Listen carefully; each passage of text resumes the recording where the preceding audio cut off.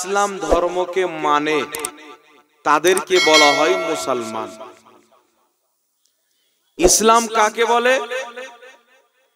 ইসলাম হচ্ছে আল্লাহ তাবারাক ওয়া তাআলার মনোনীত ধর্ম, পছন্দনীয় দিন, আল্লাহ পাকের দিন, আল্লাহ পাকের রসুলের দিন। এ জমিন আসমান, হিন্দু মুসলিম ইহুদি নাসারা, সমুদ্র পাহাড় পর্বত নদী নালা যা কিছু আছে এ সমস্ত জিনিসকে সৃষ্টি করেছেন আমার আল্লাহ। জোরে বলেন, সমস্ত জিনিসকে সৃষ্টি করেছেন আল্লাহ। তাই যারা দুনিয়াতে বসবাস করছেন, সে হিন্দু হোক, মুসলিম হোক, খ্রিস্টান হোক, ইহুদি হোক, পাদ্রী হোক, যে কোনো ধর্মের লোক হোক না কেন, যখন দুনিয়াতে কোনো ধর্মকে মানবে বা একটি ধর্মকে ফলো করে চলবে, তো তার উপরে এটা জানা জরুরি যে যিনি আমাকে সৃষ্টি করেছেন, আমি কোন ধর্মে চলবো যে আমার স্রষ্টা আমার প্রতি খুশি হবে। এটা সবাইকে জানা উচিত।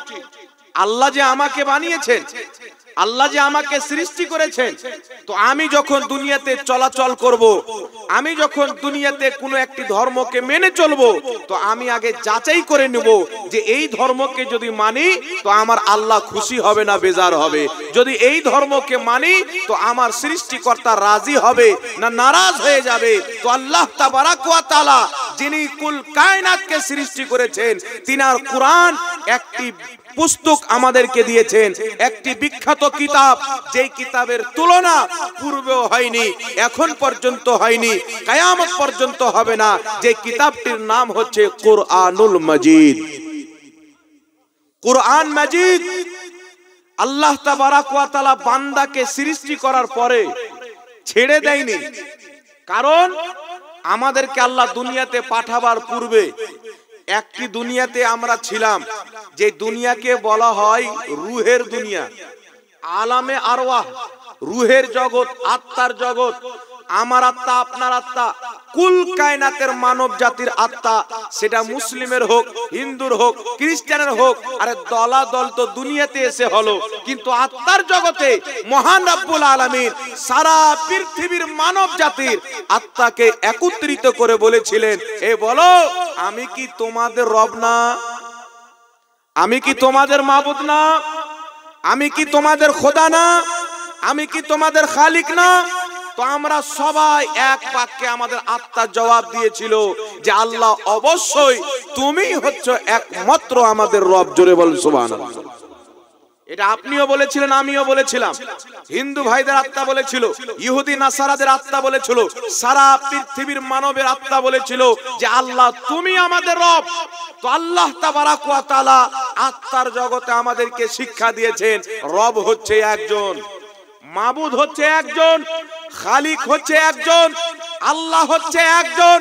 আল্লাহ আত্মার জগতে শিক্ষা দিয়ে দুনিয়াতে আমাদেরকে পাঠিয়ে দিয়েছেন, কিন্তু আল্লাহ তাবারাক ওয়া তাআলা জানেন তিনি কতই বড় রহমান, কতই বড় দয়ামান, যে আমি তো আমার বান্দাকে দুনিয়াতে পাঠাচ্ছি, কিন্তু আমার বান্দার যে প্রকাশ্যে একটি দুশমন আছে যার নাম হচ্ছে শয়তান, এই শয়তান তো আমার বান্দার রুহের জগতে করা ওয়াদাকে ভুলিয়ে দিবে, রুহের জগতে করা আহাদকে ভুলিয়ে দিবে, ওয়াদাকে ভুলিয়ে দিবে। তাই আল্লাহ তাবারাক ওয়া তাআলা আমাদের ওয়াদাকে স্মরণ করিয়ে দেওয়ার জন্য আসমান থেকে মহান রব্বুল আলামিন কিতাব দিয়েছেন। বল সুবহানাল্লাহ। শয়তান তো আমাদেরকে ভুলিয়েছেন কি ভুলাইনি ভাই? কথা বলেন। আত্মার জগতে যে ওয়াদাটা করেছিলাম আমাদের কেউ স্মরণ আছে? সবাইকে ভুলিয়ে দিয়েছে শয়তান। তো আল্লাহ পাক তো জানেন যে আমার বান্দা তো ভুলে যাবে, শয়তান তো ভুলিয়ে দিবে, কারণ শয়তানের বাস বান্দার উপরে চলে যায়। তো মহান রব্বুল আলামিন আমাদেরকে স্মরণ করিয়ে দেওয়ার জন্য নিজের সমস্ত মেসেজ, যেই মেসেজগুলো আমাদেরকে জীবনের প্রত্যেকটা জায়গাতে কাজে আসে। আপনি বিবাহ কি করে করবেন, কোরআন পাকের মধ্যে আছে। আপনি মোহরানা কিভাবে বাঁধবেন, কোরআন পাকের মধ্যে আছে। তালাকের মাসলা কিভাবে হবে, কোরআন পাকের মধ্যে আছে। নামাজ কত ওয়াক্তের পড়বেন, কোরআন পাকের মধ্যে আছে। কিভাবে চলাফেরা করবেন, কোরআন পাকের মধ্যে আছে। কোন পথে চললে আল্লাহ পাওয়া যাবে, এটাও কোরআন পাকে আছে। কোন পথে চললে আল্লাহ বেজার হবে, এটাও কোরআন পাকে আছে। জোরে বল সুবহানাল্লাহ। তাই আমার আল্লাহ বলছেন যে আমার পবিত্র কিতাব কোরআন এই কোরআন পাকে জমিন এবং আকাশে এমন কোন শুকনো জায়গা বাকি নাই, এমন কোন ভিজা জায়গা বাকি নাই, এমন কোন জাররা বাকি নাই যার জ্ঞান আমি আল্লাহ এই কোরআন পাকে দিনই। জোরে বলেন, সমস্ত জিনিসের জ্ঞান আছে।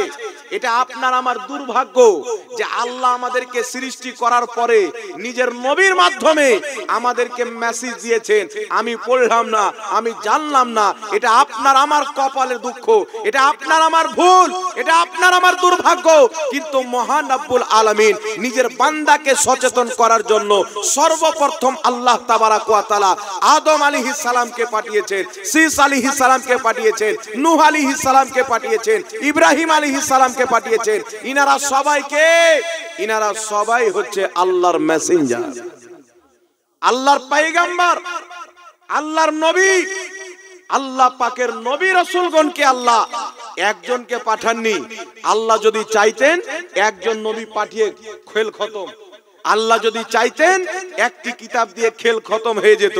কিন্তু আল্লাহ তাবারাক ওয়া তাআলা একজন নবীকে পাঠালেন, তিনি এসে এলান করলেন, হে আল্লাহর সৃষ্টি, তোমরা আল্লাহ ব্যতীত কোনো মূর্তি পূজা করিও না, আল্লাহ ব্যতীত কোনো দেবী দেবতার পূজা করিও না। মহান রব্বুল আলামিন যে আদেশ দিয়েছেন সেই আদেশকে মেনে চলো। আল্লাহ যে জায়গা যেতে বলেছেন সেই জায়গাতে কদম রাখো, যেখান থেকে দূরে থাকতে বলেছেন সেখান থেকে দূরে হয়ে যাও। একজন নবীর এসে এলান করলেন, কিছু লোক মানলো। সেই নবী ইন্তিকাল করলেন, ৩৫০০ বছর পর, ৪০০ বছর পর, ৬০০ বছর পর আবার মানুষ পথভ্রষ্ট হয়ে গেল। আল্লাহ পাক কিন্তু রাগ করছেন না। মহান রব্বুল আলামিন এই করতে করতে ১ লাখ কিংবা ২ লাখ ২৪,০০০ কমবেশ নবী রাসূলগণকে পাঠিয়েছেন একমাত্র আমাদেরকে সঠিক করার জন্য। জোরে বলে, আমাদেরকে সঠিক পথ দেখাবার জন্য আল্লাহ তাবারাক ওয়া তাআলা লাখ লাখ নবী পাঠিয়েছেন। তাহলে আপনি চিন্তা করছেন, আপনাকে যদি আমি দাওয়াত দিই, তো আমি আপনাকে দাওয়াত দিয়ে আসলাম, আপনি আসলেন না। তারপর আমার স্ত্রীকে বলবো যাও, তবু আসলেন না। আমার ছেলেকে বলবো যাও, তবু আসলেন না। তারপরে বলবো আর যেতে হবে না, আসুক কে না আসুক, নাকি ভাই? সবাই রাগ করে নিবে, কিন্তু আল্লাহ রাগ করেননি। মহান রব্বুল আলামিন লাখ লাখ নবী রাসূলগণকে পাঠিয়েছেন একমাত্র আপনার আর আমার মতন মানব জাতিকে আল্লাহ সঠিক পথ দেখাবার জন্য। জোরে বলুন সুবহানাল্লাহ। কিসের জন্য? সঠিক পথ। আর শুধু নবী পাঠিয়ে রাখেননি, আল্লাহ তাবারাক ওয়া তাআলা একটি করে কিতাব দিয়েছেন, কাউকে সহিফা দিয়েছেন, কোন নবীকে কিতাব দিয়েছেন। আর আল্লাহ তাবারাক ওয়া তাআলা আমরা যে আখরি নবীর উম্মত, আমরা কিভাবে জীবন যাপন করব, কিভাবে চলাফেরা করব, কিভাবে সান্তনা পাবো, কিভাবে চললে জান্নাত যেতে পারবো, তাই আল্লাহ তাবারাক ওয়া তাআলা নিজের একটি পবিত্র কিতাব আমাদেরকে দিয়েছেন, যে কিতাবটির নাম হচ্ছে কুরআনুল কারীম। একটু জোরে বলতে হবে সুবহানাল্লাহ। এই কোরআন আল্লাহ পাক নবী পাকের প্রতি নাজিল করেছেন। আর এই পবিত্র কোরআনের মধ্যে সমস্ত জ্ঞান আল্লাহ রেখে দিয়েছেন। যদি আমি আপনি আমাদের ব্রেন মোতাবিক না পাই, তার কারণে রাসূল পাক প্রত্যেকটি কোরআন পাকের আয়াতের ব্যাখ্যা করেছেন। যাকে আমরা নবী পাকের কথা যদি পাই, যাকে হাদিস বলে থাকি, আল্লাহ কোরআন দিয়েছেন, হাদিস দিয়েছেন, তবুও যদি আমরা না বুঝতে পারি, তাই আল্লাহ তাবারাক ওয়া তাআলা বড় বড় পীর কামিল মুর্শিদ এবং বড় বড় উলামা এবং ফুকাহাকে পাঠিয়েছেন। বলুন সুবহানাল্লাহ। তাই বড় বড় আলিমরা কোরআন পাকের তাফসীর লেখেন নি বাবজি? জোরে বলেন। কোরআন পাকের তাফসীর লেখা হয়েছে, কোরআন পাকের অনুবাদ করা হয়েছে, কোরআন পাকের তরজমা করা হয়েছে। কেন জানেন? কেন? আমরা আল্লাহর কোরআন পড়ে সবকিছু বুঝে নেব, এতটুকু আমাদের নলেজ নাও থাকতে পারে, ঠিক না বাবজি? হাদিস পড়ে আমরা সমস্ত হাদিস বুঝে নেব, এতটুকু আমাদের নলেজ নাও থাকতে পারে। তাই আল্লাহ তাবারাক ওয়া তাআলা পবিত্র কোরআন পাকে বলেছেন, তোমরা যেটা জানো না, যারা জানে তাদের কাছে গিয়ে জেনে নাও। যারা কোরআন এবং হাদিসকে নিয়ে গবেষণা করে, আল্লাহ তাবারাক ওয়া তাআলা তাদেরকে মর্যাদা দান করে আলিমের সম্মান দান করেছেন। জোরে বলুন সুবহানাল্লাহ। তাই আমরা সব মশলা কাকে জিজ্ঞাসা করি? একজন আলিমকে গিয়ে জিজ্ঞাসা করি, করি না বাবজি? একজন আলিমকে গিয়ে জিজ্ঞাসা করি। আমাদের তালাকের মশলা হলে আলিমের কাছে যাই, বিবাহের ব্যাপার হলে আলিমের কাছে যাই, সমস্ত যাবতীয় মশলা আমরা আলিমের নিকটে পেশ করি।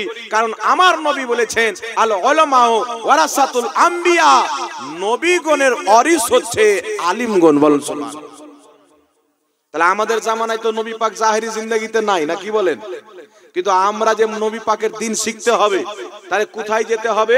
রাসূল পাক বলেছেন আলিমুল মারকাত, আমার নাইব ছেড়ে যাচ্ছি, যারা আমার ইলম শিখবে, কুরআন ও হাদিসের জ্ঞান অর্জন করবে, তাদেরকে আলিম বলা হয়, আর তারাই হলো আমার নাইব। সুবহানাল্লাহ হবে না? তারাই হলো আমার নাইব। তাই শুনেন বিরাদর ইসলাম, আল্লাহ তাবারাক ওয়া তাআলা মানব জাতিকে সৃষ্টি করেছেন, সকলের স্রষ্টা এক।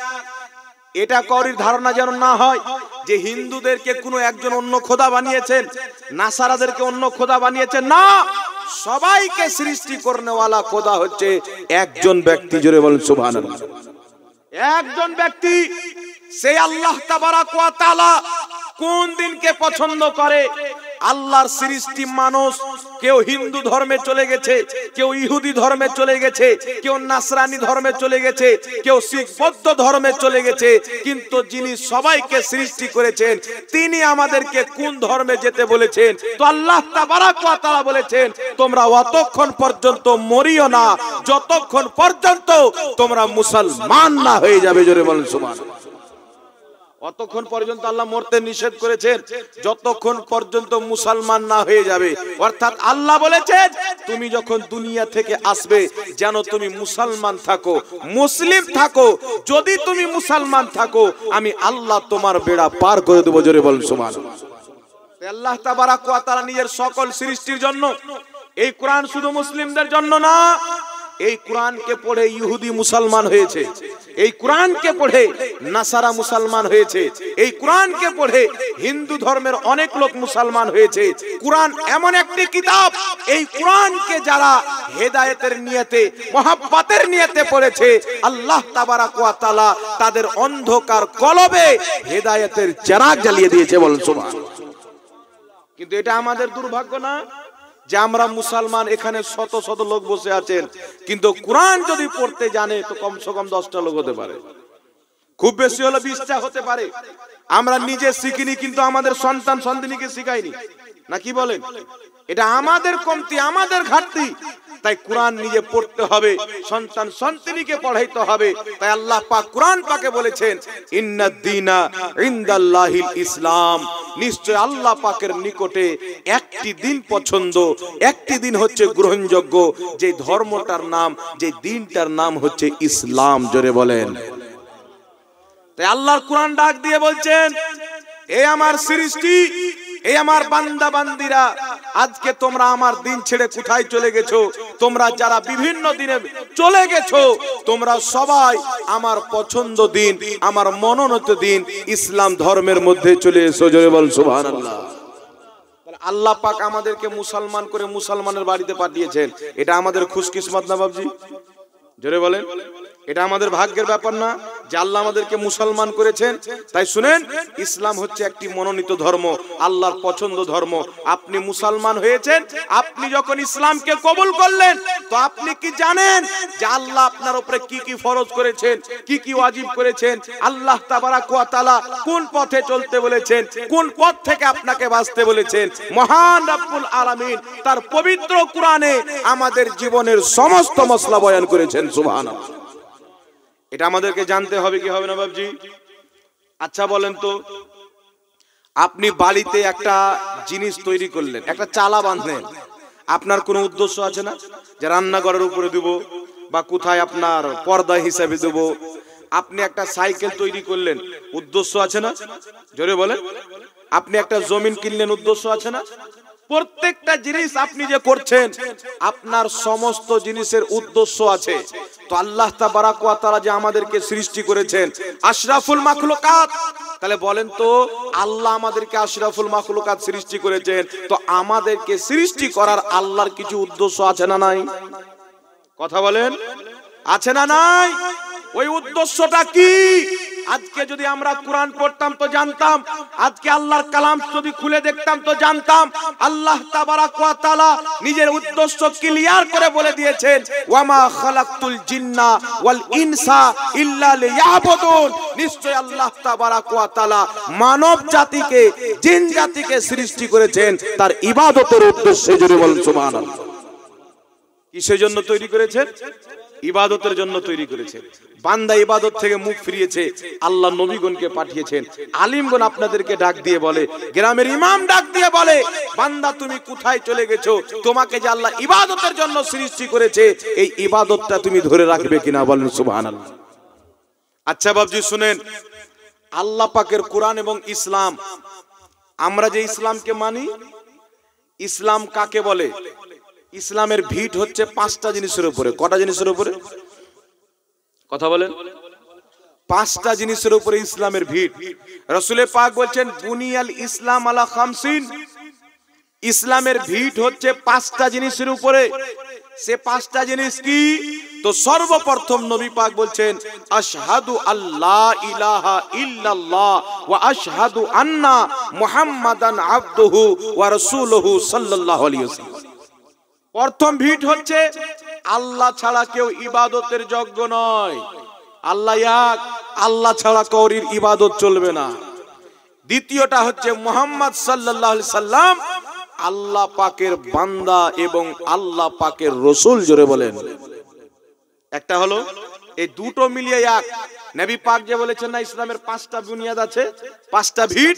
তো লা ইলাহা ইল্লাল্লাহ মুহাম্মাদুর রাসূলুল্লাহ, এই দুটোকে নবী পাক একটা ভিত বানিয়েছেন। অর্থাৎ লা ইলাহা ইল্লাল্লাহ মুহাম্মাদুর রাসূলুল্লাহ, এই দুটি শব্দ মিলিয়ে একটা কালেমা তৈরি হয়। যেমন আল্লাহর তাওহীদকে বিশ্বাস করতে হবে, তেমনি নবীর রিসালাতকে বিশ্বাস করতে হবে। আল্লাহর তাওহীদকে মেনে নবীর রিসালাতকে যদি অস্বীকার করা হয়, সে মুসলমান হতে পারে না। আর যদি নবীর রিসালাতকে মেনে আল্লাহর তাওহীদকে অস্বীকার করে, সেও কোনোদিন মুসলমান হতে পারে না। বলুন সুবহানাল্লাহ। দুটাকে ঈমান রাখতে হবে, দুটো কি মানতে হবে। তো আপনি এই কালেমা পাঠ করলেন, আপনি হয়ে গেলেন মুসলমান। যেমনই মুসলমান হলেন, দ্বিতীয় নাম্বার ভিত ইকামিস সালাত, নামাজ কায়েম করো।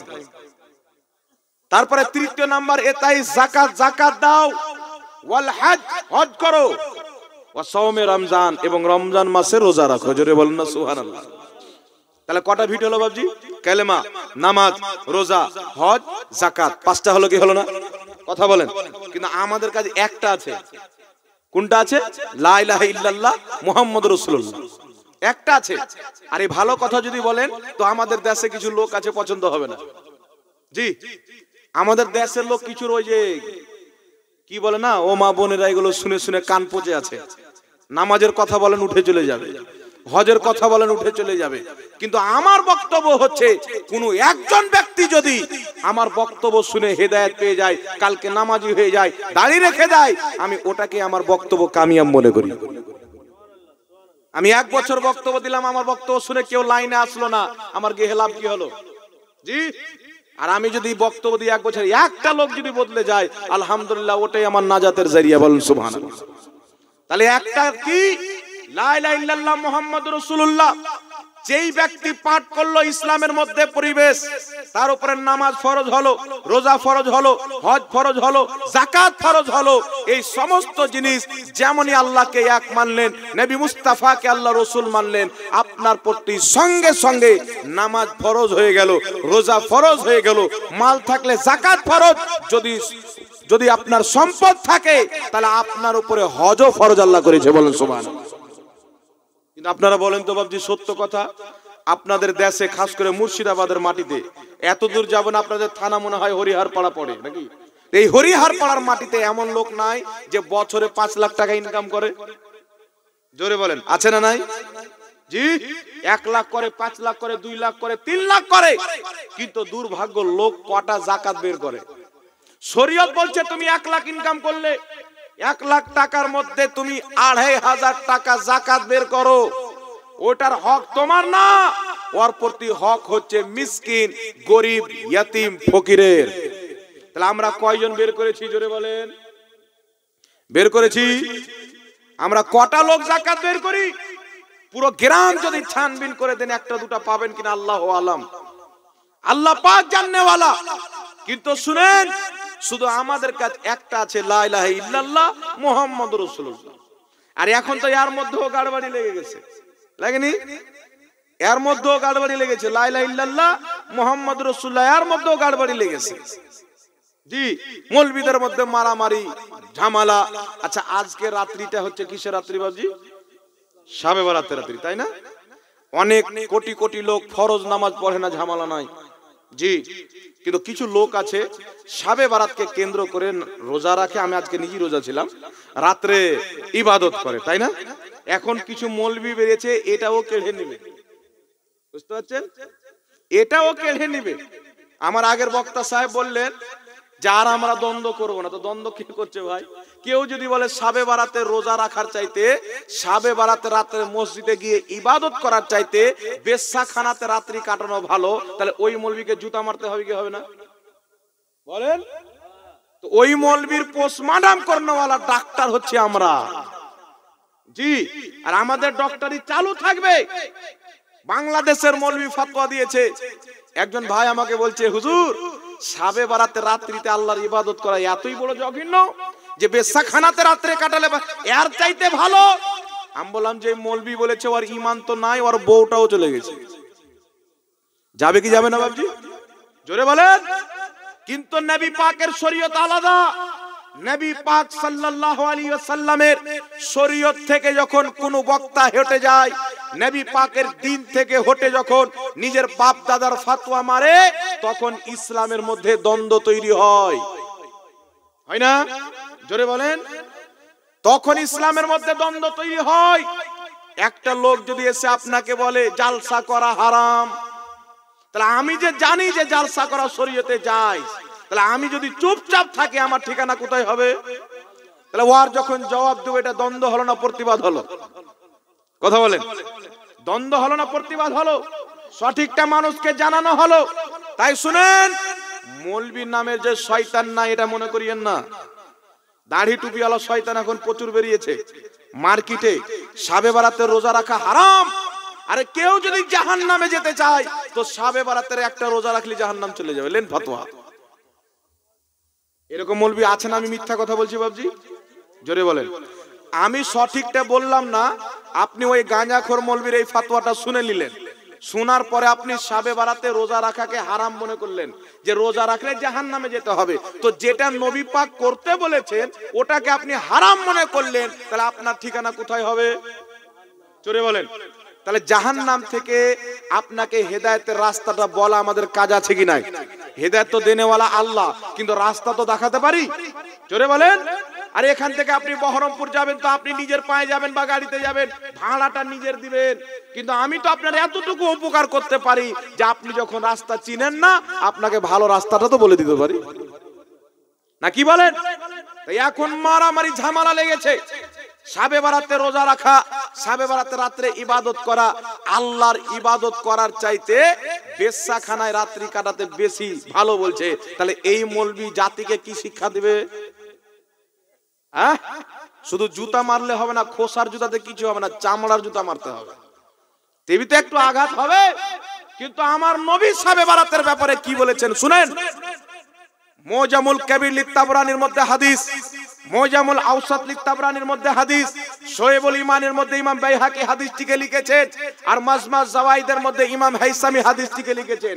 ইমাম হাইসামি হাদিসটিকে উল্লেখ করে বলছেন যে ইমাম তাবরানি নিজের মুজামুল কবিরের মধ্যে, মুজামুল আওসাতের মধ্যে দুই সনদে যে হাদিসটি বর্ণনা করেছেন, দুটি সনদ সহিহ। জোরে বলেন সুবহানাল্লাহ। হাদিসটি কি? হযরতে মুআয ইবনে জাবাল রাদিয়াল্লাহু তাআলা আনহু বর্ণনা করেন যে আল্লাহ পাকের প্রিয় হাবিব সাল্লাল্লাহু তাআলা আলাইহি ওয়া আলিহি ওয়াসাল্লাম বলেছেন যে নিশ্চয় শাবান মাসের মধ্যম রজনীতে, যাকে আমরা শাবে বারাত বলে জানি, আমার নবী বলছেন এই রাত্রিতে আল্লাহ তাবারাক ওয়া তাআলা নিজের বান্দার প্রতি দৃষ্টিপাত করেন যেমন তার শানের যোগ্য, এবং হিংসুক এবং মুশরিক ব্যতীত আল্লাহ তাবারাক ওয়া তাআলা তার সমস্ত সৃষ্টিকে ক্ষমা করে দেয়,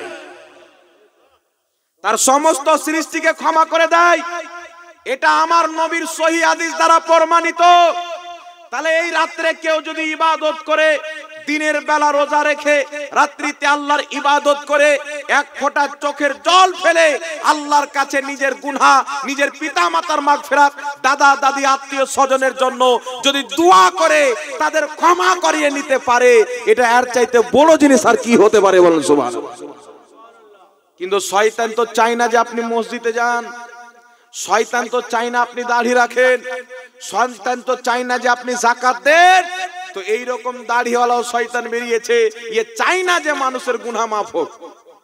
কিন্তু আমার নবী চেয়েছেন যে উম্মতি এই রাত্রিতে আল্লাহ তোমাদের দিকে তাকিয়ে থাকবেন। আল্লাহ তো সব সময় দেখে, একটা খাস রহমত থাকবে এই রাত্রিতে। যারা আল্লাহর কাছে ক্ষমা চাইবে আল্লাহ তাদেরকে অবশ্যই ক্ষমা করবে। জোরে বলুন সুবহানাল্লাহ।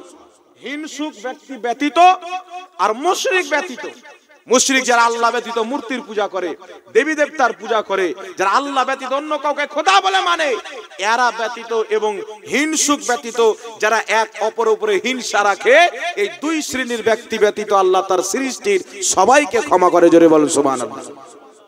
কিন্তু আল্লাহ কত বড় রহমান যে মুশরিক আর হিংসুককে বাদ দেয় না, আল্লাহ তাদেরকে সময় দান করে, সময় দান করে। কোন মুশরিক ব্যক্তি, কোন যদি হিংসুক ব্যক্তি সময় থাকতে আল্লাহর দরবারে তওবা করে নেয়, আল্লাহ তাকেও ক্ষমা করে দেয়। জোরে বলেন সুবহানাল্লাহ। তাহলে এই রাতের ফজিলত আছে না নাই বাবা? জোরে বলেন। আপনি চান না যে আমার পিতা মারা গেছে, আজকে পিতার জন্য দোয়া করি, আমার নবী বলেছেন এই রাত্রিতে ক্ষমা করে, তাহলে নবী পাকের অফার যে না নিবে ওই হলো বাদবাক। আর যে নবী পাকের অফারটা ধরে নিবে ওকেই তো সমাজে বলে চালাক, না কি বলেন? এত সুন্দর অফার নবী পাক দিয়েছেন, এটা ধরবে কে? রাসূলের মাননেওয়ালা ধরবে, রাসূলকে মহব্বত করনেওয়ালা ধরবে, রাসূলের দিওয়ানারা ধরবে। আর যারা রাসূলুল্লাহর দ্বীনের সঙ্গে খেলবাড় করে এরাই তাকে নাজায়েজ বলতে পারে। কিন্তু যারা নবীর কলমা পড়েছেন, হক্কানি আলিম, কুরআন সুন্নাহর আলোতে বয়ান করে, আল্লাহ রাসূলের দ্বীন প্রচার করে, তারা কোনোদিন নবীর দেওয়া ফজিলতকে হারাম এবং নাজায়েজ বলতে পারে না। আর যেই ব্যক্তি বলেছে সে কোনোদিন আলিম হতে পারে না, সে হচ্ছে দাড়ি টুপিওয়ালা শয়তান। বুঝতে পারছেন কথা আমার? এইবার আসেন বাবজি, আর একটা হাদিস আপনাদের সম্মুখে শোনাই। হাদিসটি হচ্ছে মুসান্নাফে আব্দুর রাজ্জাক। কিতাবটির নাম কি? মুসান্নাফে আব্দুর রাজ্জাক। আচ্ছা বাবজি বলেন তো, আমার নবী বলছেন এই রাত্রিতে আল্লাহ সবকে ক্ষমা করে দেয়। কোন মৌলবি বলছে রাত্রিতে যারা ইবাদত করবে বেশ্যাখানে থাকার চাইতো বেশি খারাপ। তাহলে আপনি বলেন তো ওই মৌলবি মুসলমান? জোরে বলেন। ওর ঈমান থাকবে? তাহলে ওর সাথে আমার মিল হওয়ার দরকারটা কি? ওর চাইতে আমি অমুসলিমের হাতে শহীদ হয়ে যাব, কমসে কম শাহাদতের মর্তবাটা তো পাবো। আর কিয়ামতের ময়দানে ইমামে হুসেন, কারবালার ময়দানে ইমামে হুসেন রাদিয়াল্লাহু তাআলা আনহু কারবালার ময়দানে আছেন, ইয়াজিদের হাতে হাত দিচ্ছেন না। ইয়াজিদ বলছেন হুসেন আমার হাতে বাইত হয়ে যাও, আমার হাতে বাইত হয়ে যাও। ইমামে হুসেন বলছেন ইয়াজিদ তোমার চরিত্র আমার নানা মুস্তাফার শরীয়তের খেলাফ, তোমার ব্যবহার শরীয়তের খেলাফ। আমি ইমামে হুসেন শরীয়ত বিরোধী ব্যক্তির হাতে নিজের হাত দিতে পারি না, আমি নিজের গর্দান দিয়ে দিতে পারি। বলেন সুবহানাল্লাহ। ইমামে হুসেন নিজের গর্দান দিয়েছিলেন, ইসলাম দুশ্মন ইয়াজিদের হাতে কোনোদিন হাত দেয়নি। দিয়েছিলেন কি? 10 মুহররমে শাহাদাতের জাম পান করেছিলেন। তিনার কোলে 6 মাসের আসগার আছে, শহীদ হয়ে গেছেন। তিনার আলী আকবর শহীদ হয়েছেন, আউন মোহাম্মদ শহীদ হয়েছেন। কিন্তু ইমামে হুসেন হার মানেননি।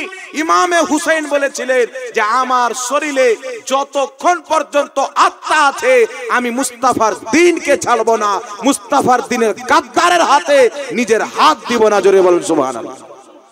তাহলে কি বুঝতে পারলেন? যে দাড়ি টুপিওয়ালা ইসলাম দুশ্মন যুগ যুগ থেকে আছে। উসমান গনিকে কে হত্যা করেছিল? দাড়ি টুপিওয়ালা লোক। হযরতে আলীকে কে হত্যা করেছিল? দাড়ি টুপিওয়ালা লোক। আলী আসগারকে তীর কে মেরেছিল? দাড়ি টুপিওয়ালা লোক। আরে কারবালার ময়দানে ইয়াজিদি সৈনিক 22,000, যাদের মধ্যে বড় বড় মুহাদ্দিস, বড় বড় মুফতি, বড় বড় হাফিজ আছেন। ইমামে হুসেনের সাথে মাত্র 72 জন ব্যক্তি। তো হক পথে কে ছিল? জোরে বলেন। ইমামে হুসেন হক পথে ছিলেন।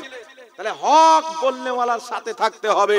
হক বলনেওয়ালার সাথে যে মৌলবি জানার পরে সত্যটাকে গোপন করে, এই মৌলবি আসল মৌলবি না। আরে আমার নবীর পূর্বে যখন তাওরীতের আলিমরা, ইহুদিদের পাদ্রীরা আল্লাহর কিতাব তাওরীত পাঠ করত, দেখতো যে মুসা নবীর চাইতে আমাদের আখরি নবীর সম্মানকে আল্লাহ বেশি বয়ান করেছেন। তারা জাতির সামনে বয়ান করত না, সেটাকে ঢাকা চাপা দিয়ে দিত। আজকে শরীয়তে থাকার শর্তে কোন মৌলবি যদি সেটাকে লুকায় তো সে নবীর দ্বীনের আলিমের কাজ করলো না, ইহুদিদের পাদ্রীর মতন কাজ করলো। তাই মুসান্নাফে আব্দুর রাজ্জাকের মধ্যে হাদিস, সাইয়েদনা আব্দুল্লাহ ইবনে উমর রাদিয়াল্লাহু তাআলা আনহু বলেন যে 5টি রাত্রে দোয়া সবচাইতে বেশি কবুল হয়। কয়টি রাত্রে আব্বা? 5টি রাত্রে দোয়া সবচাইতে বেশি কবুল হয়। ওই 5টি রাত কি? হযরতে আব্দুল্লাহ ইবনে উমর বলছেন লাইলাতুল জুমআ, একটি হচ্ছে জুমার রাত্রে, সুবহানাল্লাহ বলেন। আর একটি কোন রাত বলছেন? লাইলাতুল রজব, একটি হচ্ছে রজবের রাত, যে রাত্রিতে নবী মুস্তাফা আল্লাহর সঙ্গে সাক্ষাৎ করেছেন। তৃতীয় নম্বরে হচ্ছে শাবানের অর্ধেক তারিখ, শাবে বারাতের রাত, জোরে বলেন। চতুর্থ নাম্বার, পঞ্চম নাম্বার হচ্ছে দুই ঈদের রাত, সুবহানাল্লাহ বলেন। তাহলে শাবে বারাত রাত্রিতে দোয়া কবুল হয়, জোরে বলেন না সুবহানাল্লাহ। এবার আসেন বিরাদর ইসলাম, শাবে বারাতের রাত্রিতে দোয়া কবুল হয়, আল্লাহ নিজের বান্দাকে ক্ষমা করে। সহিহ হাদিস দ্বারা প্রমাণিত, না জয়ীফ হাদিস না হাসান হাদিস, স্পষ্ট সহিহ হাদিস দ্বারা প্রমাণিত। এখন আপনাদের সামনে আমি হাদিস পেশ করব যে আমার নবী বলেছেন যে শাবে বারাতের রাত্রে তোমরা ইবাদত করো আর দিনের বেলা তোমরা রোজা রাখো, বলেন সুবহানাল্লাহ। তিরমিজি শরীফের মধ্যে হাদিস আছে, আপনার ইবনে মাজাহ শরীফের মধ্যে হাদিস আছে, মিশকাত শরীফের মধ্যে হাদিস আছেন। বাব বাঁধা আছে, বাব অধ্যায় কায়েম করা আছে যে শাবান মাসের অর্ধেক তারিখ অর্থাৎ শাবে বারাতের করণীয় কি, এর চ্যাপ্টার বাঁধা আছে। মিশকাত শরীফের মধ্যে হাদিস, রাসূল পাক সাল্লাল্লাহু আলাইহি সাল্লাম বলেন শাবে বারাতে অর্থাৎ শাবান মাসের 15 তারিখে যারা দিনের বেলা রোজা রাখবে, রাত্রি বেলা ইবাদত করবে, আমার আকা মুস্তাফা বলেন আল্লাহ পাক তার জীবনের সমস্ত গুনাহকে ক্ষমা করে দিবে, জোরে বলেন সুবহানাল্লাহ। তাহলে আমরা চাই কি চাই না যে আমাদের গুনাহ মাফ হোক? আর কিছু কাটমুনসি বেরিয়ে মানুষকে শিখাচ্ছে যে রোজা রাখলে জাহান্নামে যেতে হবে। আপনি চিন্তা করেন কোন দেশে বাস করছেন? রাত্রে ইবাদত করলে মুখ ধুমুক এত নিকৃষ্ট বানিয়ে দিয়েছে। আরে প্রত্যেক রাত্রে ইবাদত করা জায়েজ আছে, সুবহানাল্লাহ। আর এখন মৌলবি ফতোয়া বানাচ্ছে যে শাবে বারাতের রাত্রে মসজিদে ইবাদত করার চাইতে আপনার নাউজুবিল্লাহ নোংরা জায়গাতে রাত্রি কাটিয়ে দেওয়া ভালো। একটু জোরে বলেন না নাউজুবিল্লাহ। আরে নোংরা জায়গাতে জিনা করা হয়, যেটাকে আল্লাহ কুরআন পাকে হারাম বলেছেন, আর রাত্রি মসজিদে গিয়ে যারা ইবাদত করে তাদেরকে আল্লাহ নিজের ভালো বান্দা বলেছেন, বলেন সুবহানাল্লাহ। তাহলে নাপাক কর্ম ভালো কর্ম এক হবে? নাপাক কর্মের ঠিকানা হচ্ছে জাহান্নাম, পবিত্র কর্মের ঠিকানা হচ্ছে জান্নাত। আর আমার আল্লাহ কুরআন পাকে বলেছেন লা ইয়াস্তাবি আসহাবুন নারি ওয়া আসহাবুল জান্নাহ, জান্নাতি আর জাহান্নামী কোনদিন বরাবর হতে পারে না। জান্নাতি আর জাহান্নামী কোনদিন বরাবর হতে পারে না। এইবার চলে আসেন বিরাদর ইসলাম, যেই শ্রেণীর মৌলবীরা বলে শাবে বারাত বলতে কিছু নাই, না নামাজ আছে না রোজা আছে, তাদেরই মাথার তাজ ইবনে তাহমিয়া সাহেব নিজের কিতাবের মধ্যে লিখতেছেন, ইক্তেদাউল সিরাতুল মুস্তাকিমের মধ্যে লিখছেন যে শাবে বারাতের রোজা রাখার ব্যাপারে নবী পাকের অসংখ্য সহিহ হাদিস আছে, বলেন সুবহানাল্লাহ। তিনি সেই কিতাবের মধ্যে লিখতেছেন যে শাবে বারাতের রাত্রিতে ইবাদত করা এটা হচ্ছে উত্তম আমল। এটা সাহাবা থেকে প্রমাণিত, সালফে সালেহিন থেকে প্রমাণিত, আমার নিজেই নবী থেকে প্রমাণিত, বলেন সুবহানাল্লাহ। আম্মা জান আয়েশা সিদ্দিকা রাদিয়াল্লাহু তাআলা আনহা মাওয়াহিবুল্লাহ দুনিয়ার মধ্যে ইমাম কাসতালানি হাদিসটিকে লিখেছেন। আম্মা জান আয়েশা সিদ্দিকা রাদিয়াল্লাহু তাআলা আনহা বলেন একদিন রাত্রিতে নবী পাক সাল্লাল্লাহু আলাইহি সাল্লাম সাজদাতে আছেন, সাজদা এত লম্বা হয়ে গেল আমি টেনশনে পড়ে গেলাম যে কি ব্যাপার, নবী পাক সাজদা থেকে মাথা কেন তুলছেন না, এত লম্বা সাজদা করেছেন। মা আয়েশার মনে অনেক রকম ধারণা আসতে লাগলো যে নবী পাক ইন্তিকালও করেছেন নাকি। আল্লাহু আকবার কবীরা। মা আয়েশা সিদ্দিকা রাদিয়াল্লাহু তাআলা আনহা বলেন যে এই রকম লম্বা সাজদা তো আমার নবী কোনোদিন করেননি। মা আয়েশা নবী পাক সাল্লাল্লাহু আলাইহি সাল্লামকে একটু টাচ করলেন, আমার নবী হিললেন। মা আয়েশা মনে করলেন যে নবী পাক সাজদাতে আছেন। রাসূল পাক সাল্লাল্লাহু আলাইহি সাল্লাম যখন সাজদা থেকে মাথা তুললেন, আর নামাজকে কমপ্লিট করলেন। আমার নবী বলছেন, আয়েশা তুমি কি জানো আজকে রাত্রি কোন রাত্রি? আজকে রাত্রি হচ্ছে শাবান মাসের অর্ধেক তারিখের রাত্রি, অর্থাৎ শবে বরাতের রাত্রি। এই রাত্রিতে আল্লাহ তাবারাক ওয়া তাআলা প্রথম আকাশে নুজুল করেন, যেমন তার শানের যোগ্য নিজের সমস্ত বান্দাকে আল্লাহ ক্ষমা করে দেয়। জোরে বল সুবহানাল্লাহ। এই হাদিসের মান হচ্ছে সহিহ। তাহলে সহিহ হাদিস দিয়ে প্রমাণ হলো আমার নবী শবে বরাতের রাত্রিতে লম্বা লম্বা সিজদা করে ইবাদত করেছে। সুবহানাল্লাহ হবে না? সুবহানাল্লাহ। তাহলে কোন মৌলবি যদি বলে যে শবে বরাতে মসজিদে ইবাদত করার চাইতে নাউজুবিল্লাহ ওই নোংরা জায়গাতে বেশ্যাখানাতে রাত্রি কাটানো বেশি ভালো, তাহলে ও নবীর শরীয়তকে প্রচার করলো না মিটালো? কথা বলেন বাবজি, মিটালো না? তাই এই মৌলবি থেকে সাবধান থাকতে হবে। এখন মানুষের মোবাইলে হাত এসছে, মানে মোবাইল চলে এসছে হাতে, খুললি অনেক রকম মৌলবি চলে আসে, বিভিন্ন রকমের ফতোয়া দেয়। এমন এমন ফতোয়া দেয় না আমরা শুনেছি না আমাদের বাপ দাদা শুনেছে। তাই আমার আপনার নবী হুঁশিয়ার করেছেন, খবরদার কিয়ামতের পূর্বে এমন লোক বের হবে যারা এমন এমন ফতোয়া দিবে, এমন এমন হাদিস পড়বে না তোমরা শুনেছো না তোমাদের বাপ দাদা শুনেছে। রাসূল পাক বলছেন তোমরা তাদের থেকে দূরে থাকিও আর তাদেরকে নিজে থেকে দূরে রাখিও। বলেন সুবহানাল্লাহ। তাদের থেকে দূরে রাখিও কেন বললেন নবী পাক? এই জন্য একটা পচা আলুর পাশে যদি একটা ভালো আলু রাখেন থাকবে না, পচবে? জোরে বলেন। কিন্তু ভালো আলুটা যদি চাই যে পচাটাকে ঠিক করব, হবে? একটা পেটি আলু ভালো, একটা পচা আলু ভরে দিলাম, আর আপনি 2-4 দিন পর দেখবেন যে সমস্ত ভালো আলুর আসার ওই পচা আলুর উপরে পড়ে না, পচা আলু আরো ভালো আলুকে নষ্ট করে দিচ্ছে। তো যারা আকীদা খারাপ হয়ে গেল, ঈমান খারাপ হয়ে গেল, এদের উদাহরণ হচ্ছে পচা আলুর মতো। কার মতো? পচা আলুর মতো। এরা আপনার ঈমানকে নষ্ট করবে, আপনার আকীদাকে খারাপ করবে, আপনার আমলকেও খারাপ করবে। তাই ফুকাহায়ে কেরাম, মুহাদ্দিসিন স্বয়ং নবী পাকের হাদিস, সাহাবা থেকে প্রমাণিত, সালফে সলিহিন থেকে প্রমাণিত, শবে বরাতে রোজা রাখাও যায়, শবে বরাতে রাতে ইবাদত করাও যায়। একটু জোরে বলতে হবে সুবহানাল্লাহ। আজকে রাত্রে যে আমরা বসে আছি বাবজি, এটাও একটা ইবাদত। কেন জানেন? আমার নবী বলেছেন একজন ব্যক্তি যদি সারা রাত্রি ইবাদত করে, আর একজন ব্যক্তি যদি 10টা মিনিট ইলমে দিন শিখে, তাহলে রাসূল পাক বলছেন যে ইলমে দিন শিখলো সারা রাত্রি ইবাদতকারীর চাইতে তার সম্মান বেশি হয়ে গেল, তার নেকি বেশি। কেন জানেন? ইলম এমন একটা জিনিস, জ্ঞান এমন একটা জিনিস, অন্ধকার অন্তরে যদি চলে আসে অন্তরকে উজ্জ্বল করে দেয়। জ্ঞান এমন একটা জিনিস, একটা বেধর্মীর ব্যক্তির অন্তরে যদি চলে আসে আল্লাহ তাকে ধার্মিক বানিয়ে দেয়। জ্ঞান এমন একটা জিনিস, আপনি যদি সঠিক ব্যক্তির কাছে ইলম শিখে থাকেন দুনিয়া পথভ্রষ্ট হবে, আল্লাহ আপনাকে হেদায়েতের উপরে কায়েম রাখবে। বলেন সুবহানাল্লাহ। এমন একটা জিনিস জ্ঞান। তাই বিরাদর ইসলাম, শবে বরাতের রোজা ইনশাআল্লাহ যারা রেখেছেন কালকেও ইনশাআল্লাহ রাখবেন, ঠিক আছে? রাত্রে যারা পারবেন নামাজ পড়বেন। আজকে তো আমরা আলহামদুলিল্লাহ ইলমে দিন শিখাতে ব্যস্ত আছি, নাকি বলেন? কিন্তু বাবজি শুনেন, আমরা হচ্ছে মুসলমান, শবে বরাতের রোজা বলেন, মুহররমের রোজা বলেন, এই সমস্ত রোজা হচ্ছে নফলি ইবাদত। কি নফলি ইবাদত? আর সারা বছরের নফলি ইবাদতকে যদি একটা তারাজুর পাল্লাতে রাখা হয়, আর 5 ওয়াক্তের নামাজের মধ্যে কোন এক ওয়াক্তের ফরজ নামাজকে একটা পাল্লাতে রাখা হয়, সারা বছরের নফল নামাজ এক ওয়াক্তের ফরজ নামাজের সমতুল্য হবে না। এত নেকি।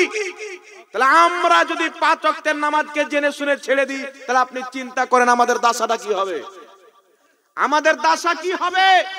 তাই শুনেন, হাদিস শরীফের মধ্যে এসেছে আল্লাহ তাবারাক ওয়া তাআলা বলেন, যখন আমার কোন বান্দা ফরজ ওয়াজিব গুলিকে কায়েম রেখে বেশি করে আমার নফলি ইবাদত করে, আমি আল্লাহ তার হয়ে যাই। আমি আল্লাহ তার হয়ে যাই। তার হাত হয়ে যায়, তার জবান হয়ে যায়, তার চোখ হয়ে যায়, তার পাও হয়ে যায়, তাকেই বলা হয় আল্লাহ পাকের ওলি বান্দা। জোরে বলুন সুবহানাল্লাহ।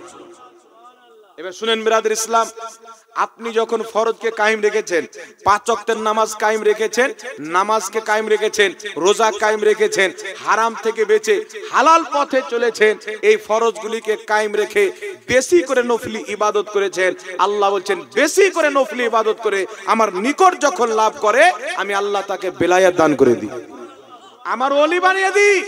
আর যখন আল্লাহর কেউ ওলি হয়ে যায় তার সঙ্গে মহব্বত করা, আল্লাহর সাথে মহব্বত করা হয়, তার সাথে দুশমনি করা আল্লাহর সাথে দুশমনি করা হয়। তাই বুখারী শরীফের হাদিস, কোন কিতাব? বুখারী শরীফের হাদিস।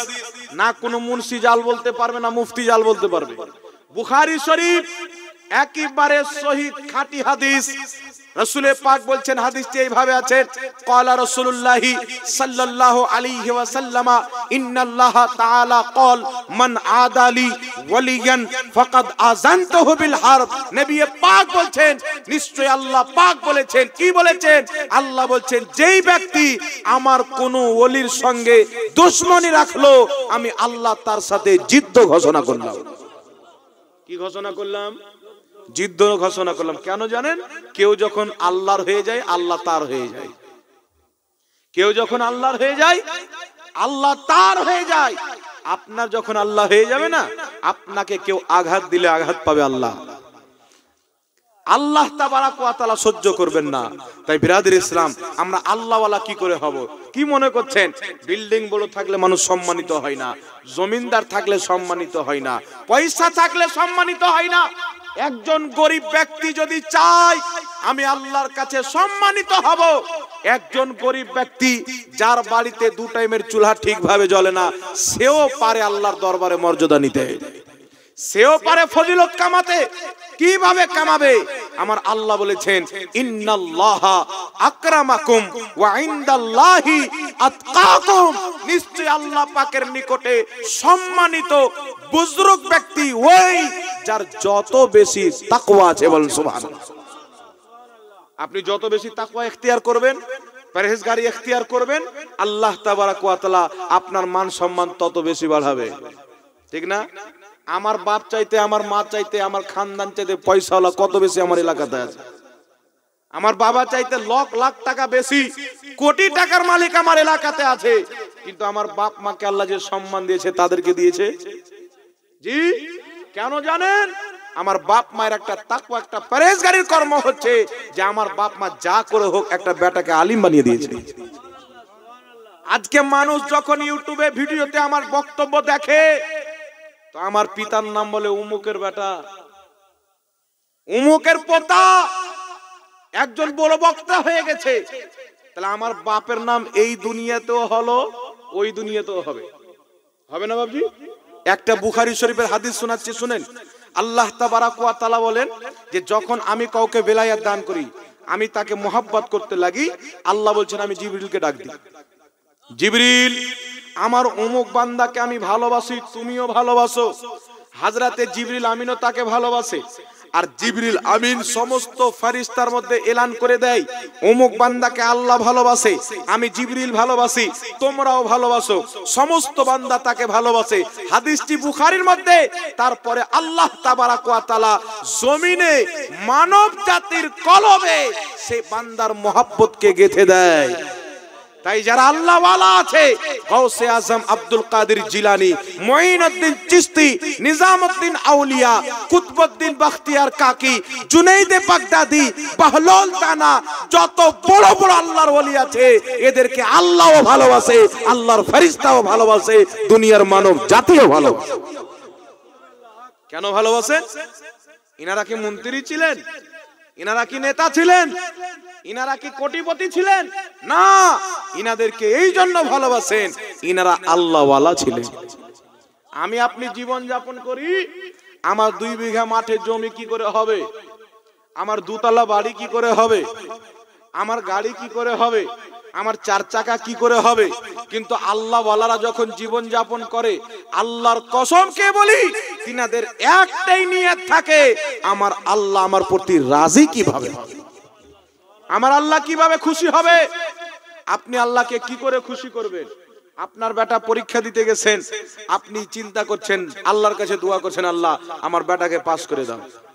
আপনার বেটা কষ্টে পড়েছে, আপনি দোয়া করছেন।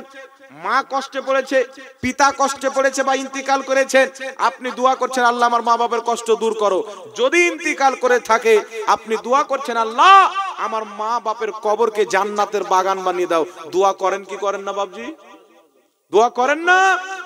কিন্তু আপনার দোয়া কবুল হবে কিনা গ্যারান্টি আছে? গ্যারান্টি আছে?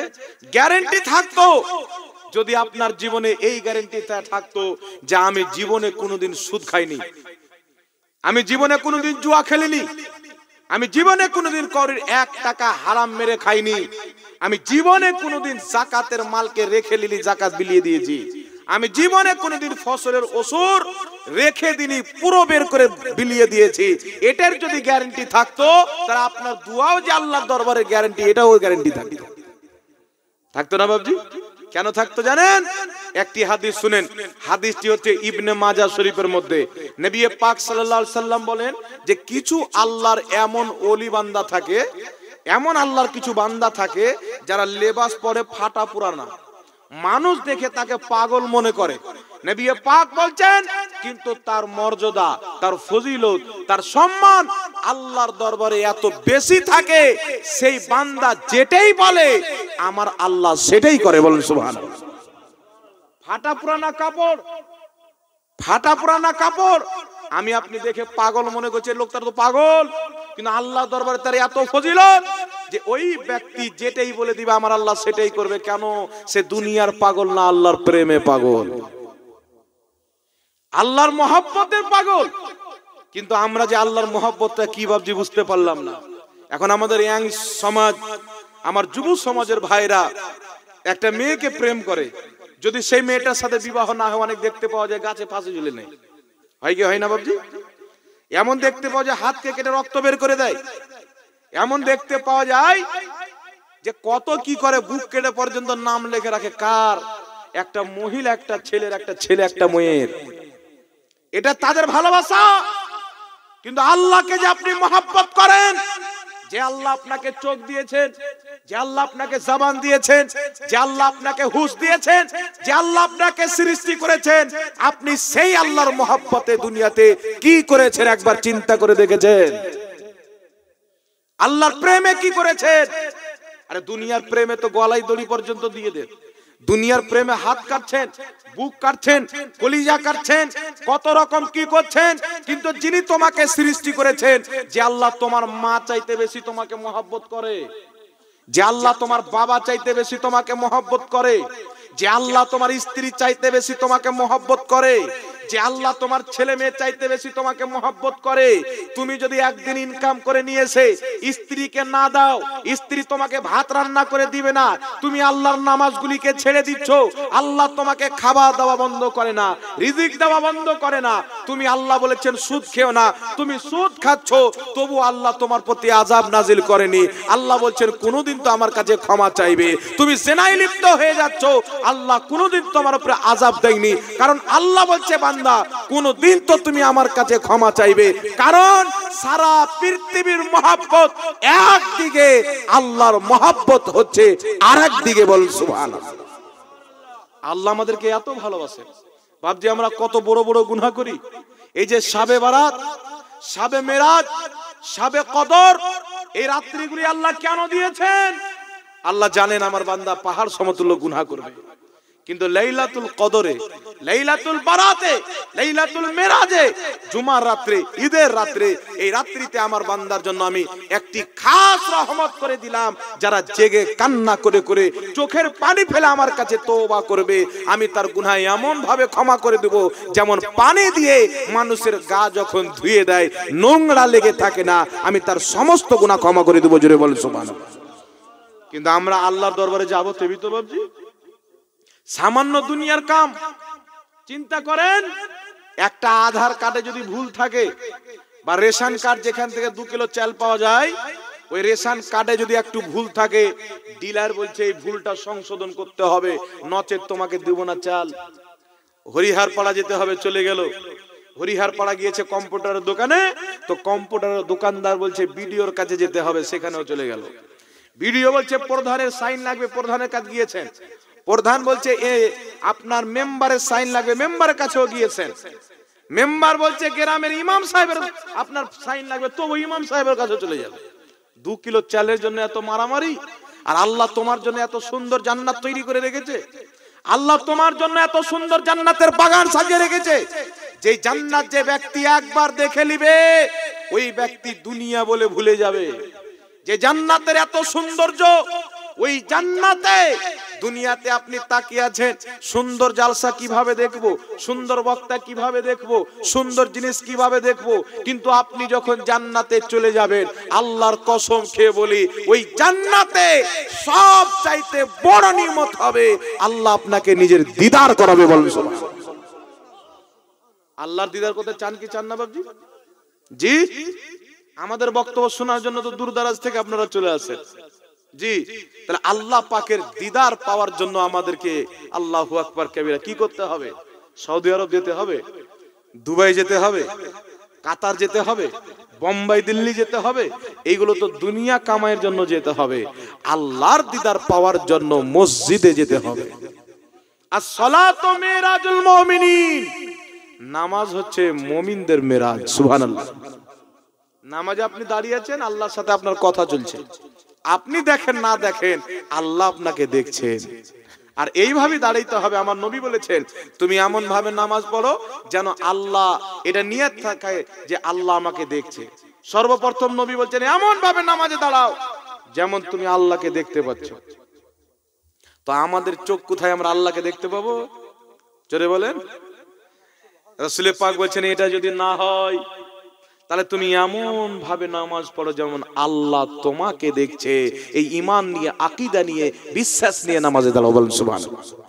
তাহলে আমাদের সমাজে নামাজ আলহামদুলিল্লাহ মানুষ পড়ে। জুম্মাতে অনেক বাবজিরা আমার যায়, তো কিছু বাবজিকে দেখবেন এখানে বাট্টাম খোলা আছে, কেউ হাফ হাত আছে, করে মাথায় টুপি নাই। মানে এমন মৌলবিতে এমন সমাজকে বানিয়ে দিচ্ছে যে নামাজের যে একটা চাষ থাকে, একটা মজা স্বাদ থাকে, সেটাও দিনের দিন শেষ হয়ে যাচ্ছে। একজন মাওলানা সাহেবকে দেখলাম বক্তব্য দিচ্ছে যে টুপি এবং পাগড়ি এটা ইসলামিক লেবাস, সুন্নাত না। ও আবার কোন কোম্পানির গাঁজা খায় আল্লাহ পাকই জানে। সারা পৃথিবী জানে যে টুপি পরা নবীর সুন্নাত না, কি বলেন বাবজি? বাচ্চা বাচ্চা জানে। আর এই মৌলবি মানুষের মাথা থেকে টুপি নামার জন্য বলছে যে টুপি আর পাগড়ি ইসলামিক লেবাস, সুন্নাত না। নচেত এই ধরনের মৌলবি যতদিন ছিল না, জুম্মার নামাজে একটা লোকের মাথা খালি দেখতে পাওয়া যেত না। আর এই মৌলবি যেদিন থেকে এসছে, জুম্মার নামাজে দেখতে পাওয়া যায় 2-4 জন যুবক আছে যাদের মাথাতে টুপি নাই। তো এরা এসে কি করলো? দুনিয়াতে মানুষের মাথা থেকে টুপি নামিয়ে নিল। যে টুপি খাজা গরিব নামাজ চাপিয়েছিল, যে টুপি নিজামউদ্দিন আউলিয়া চাপিয়েছিল, যেই টুপি হযরতে সিরাজউদ্দিন আখি পাক রাহমাতুল্লাহ আলাইহি আল্লাহ পাকের হক্কানি ওলি পীর মাশায়েখরা এই ভারতের মাটিতে ইসলাম প্রচার করে মানুষের মাথাতে টুপি দিয়েছেন, চেহারাতে দাড়ি দিয়েছেন, আজকে মৌলবীরা টুপি পর্যন্ত খুলে নিচ্ছে। কিন্তু আমার আল্লাহ কি বলেছেন? আল্লাহ বলেন খুযু জিনাতাকুম ইনদা কুল্লি মসজিদ। আল্লাহ বলেন হে বনি আদম, তোমরা মসজিদে পরিপূর্ণ সাজে এসো। সুবহানাল্লাহ বলবেন না? পরিপূর্ণ সাজে এসো। একজন মুসলমান সুন্দর পায়জামা আর সুন্দর পাঞ্জাবি পরলেন, মাথাতে টুপি নাই, পরিপূর্ণ সাজ হলো বাবা? একটা মাথায় যদি টুপি দিয়ে দেয় সারা বিশ্ব দেখলি চিনে নিবে এটা মুসলমানের বাচ্চা, না কি বলেন? আর শুধু পাঞ্জাবি পায়জামাই যদি থাকে তো নরেন্দ্র মোদি তো পায়জামা পাঞ্জাবি পরে, অমিত শাহ ভোল্টু দা তো পড়ে না, গব্বর সিং পড়ে কি পড়ে না? অমিত শাহ পড়ে, নরেন্দ্র মোদি পড়ে, অনেক নেতা আছে যারা পাঞ্জাবি পায়জামা পড়ে, কিন্তু মাথায় যখন আপনার টুপি চেপে যাবে না, ওটাই আপনার পরিচয় করিয়ে দিবে মুসলমান। জোরে বলেন। তাহলে একটা টুপিতে লাভ কত হলো ভাই? এইবার শুনেন, টুপি পড়ে নামাজ পড়াতে কত লাভ, টুপি খুলে নামাজ পড়াতে কত লাভ। একটি কিতাব যেটি লেবানন থেকে ছাপা হয়েছে, কিতাবটির নাম হচ্ছে কাশফুল গুম্মা। এই কিতাবের প্রথম খণ্ডর 85 নম্বর পৃষ্ঠার মধ্যে হাদিসটি লিপিবদ্ধ। আমার আপনার নবী সাল্লাল্লাহু আলাইহি ওয়া আলিহি ওয়াসাল্লাম বলেন যে তোমরা টুপি অথবা পাগড়ি পরিধান করে নামাজ পড়ো। নবী পাক বলেন খালি মাথায় নামাজ পড়িও না। জোরে বলেন। তাই ইমাম মালিক ইমাম শাফির মাসলা হচ্ছেন, এক মাযহাবের ইমাম বলছেন খালি মাথায় নামাজ পড়া নাজায়েজ, আর এক মাযহাবের ইমাম বলছেন খালি মাথায় নামাজ পড়া বিদআত। হানাফি মাযহাবের ইমাম বলছেন খালি মাথায় নামাজ পড়া মাকরুহ। কেউ ভুলে যদি পড়ে নেয় মাকরুহ তানজিহি হবে, নামাজ হয়ে যাবে। কেউ জেনে শুনে যদি টুপি না লাই, সুন্নাত না মনে করে, এটা মাকরুহ তাহরিমি, হারামের অন্তর্ভুক্ত হবে, কবিরা গুনাহ। এই ফতোয়া কে দিয়েছেন? 5 লক্ষ হাদিসের হাফিজ ইমামে আজম আবু হানিফা, যিনি 5 লক্ষ হাদিস মুখস্থি জানতেন। নবী পাকের প্রত্যেক হাদিসের প্রতি তিনার দৃষ্টি ছিল। ইমাম মালিক, যিনি 9 থেকে, ইমাম আহমদ, যিনি 9 থেকে 10 লক্ষ হাদিসের হাফিজ। কেউ 7 লক্ষ হাদিসের হাফিজ, কেউ 5 লক্ষ হাদিসের হাফিজ। ইনাদের মাসলা যিনি নিজের চোখে ইমামে আজম আবু হানিফা একটা না দুটা না 17 জনের চাইতে বেশি সাহাবাকে দেখেছেন, তিনি ফতোয়া দিচ্ছেন খালি মাথায় নামাজ পড়া যাবে না। যিনি 10 লক্ষ হাদিসের হাফিজ তিনি বলছেন যাবে না। যিনি মুস্তাহিদ ফিদ্দিন তিনি বলছেন নাজায়েজ, কেউ বলছেন বিদআত। আর আজকে 2 পাতা পড়নেওয়ালা মৌলবি যে সূরা পড়ছে তো বলছে ইহদিনাস সিরাতাল মুত্তাকিন। জি, কুরআন পাকের সূরা পড়ছে তো ইহদিনাস সিরাতাল মুত্তাকিন, ইহদিনাস সিরাতাল মুস্তাকিম, আর জামান দিয়ে বের হয় না। আর ওই মৌলবি বলছে টুপি পাগড়ি হলো ইসলামিক সাজ, এটা সুন্নাত না। তো পাঞ্জাবি পায়জামা ইসলামিক সাজ, সুন্নাত না। মসজিদে যাবি তো সব খুলেই যাস, উলুঙ্গা বাবা হয় নাকি বলে। এই জাতি থেকে আল্লাহ হেফাজত করুক, সকলে পড়েন আল্লাহুম্মা আমিন। তাই টুপি মাথায় দেওয়া আমার নবীর সুন্নাত, কি এটাকে সুন্নাত না মনে করাটাই হচ্ছে বিদআত। তাহলে বিদআত করে কারা আর ইলজাম কাদের উপরে লাগে? মানে একটা আপনাদের দিকে কথা বলে কি বলে না, জান না, আমাদের দিকে বলে চোরের মায়ের গলা জোর, বড় নাকি এইদিকেও বলে, সব দিকেই ভাষাটা প্রসিদ্ধ ভাবে পরিচালিত। তাই বিরাদর ইসলাম, খবরদার খালি মাথায় নামাজ পড়বেন না। আপনি ভুলে গেছেন আলাদা ব্যাপার, ভুলে গেলে অনেক কিছু মাপ নাই।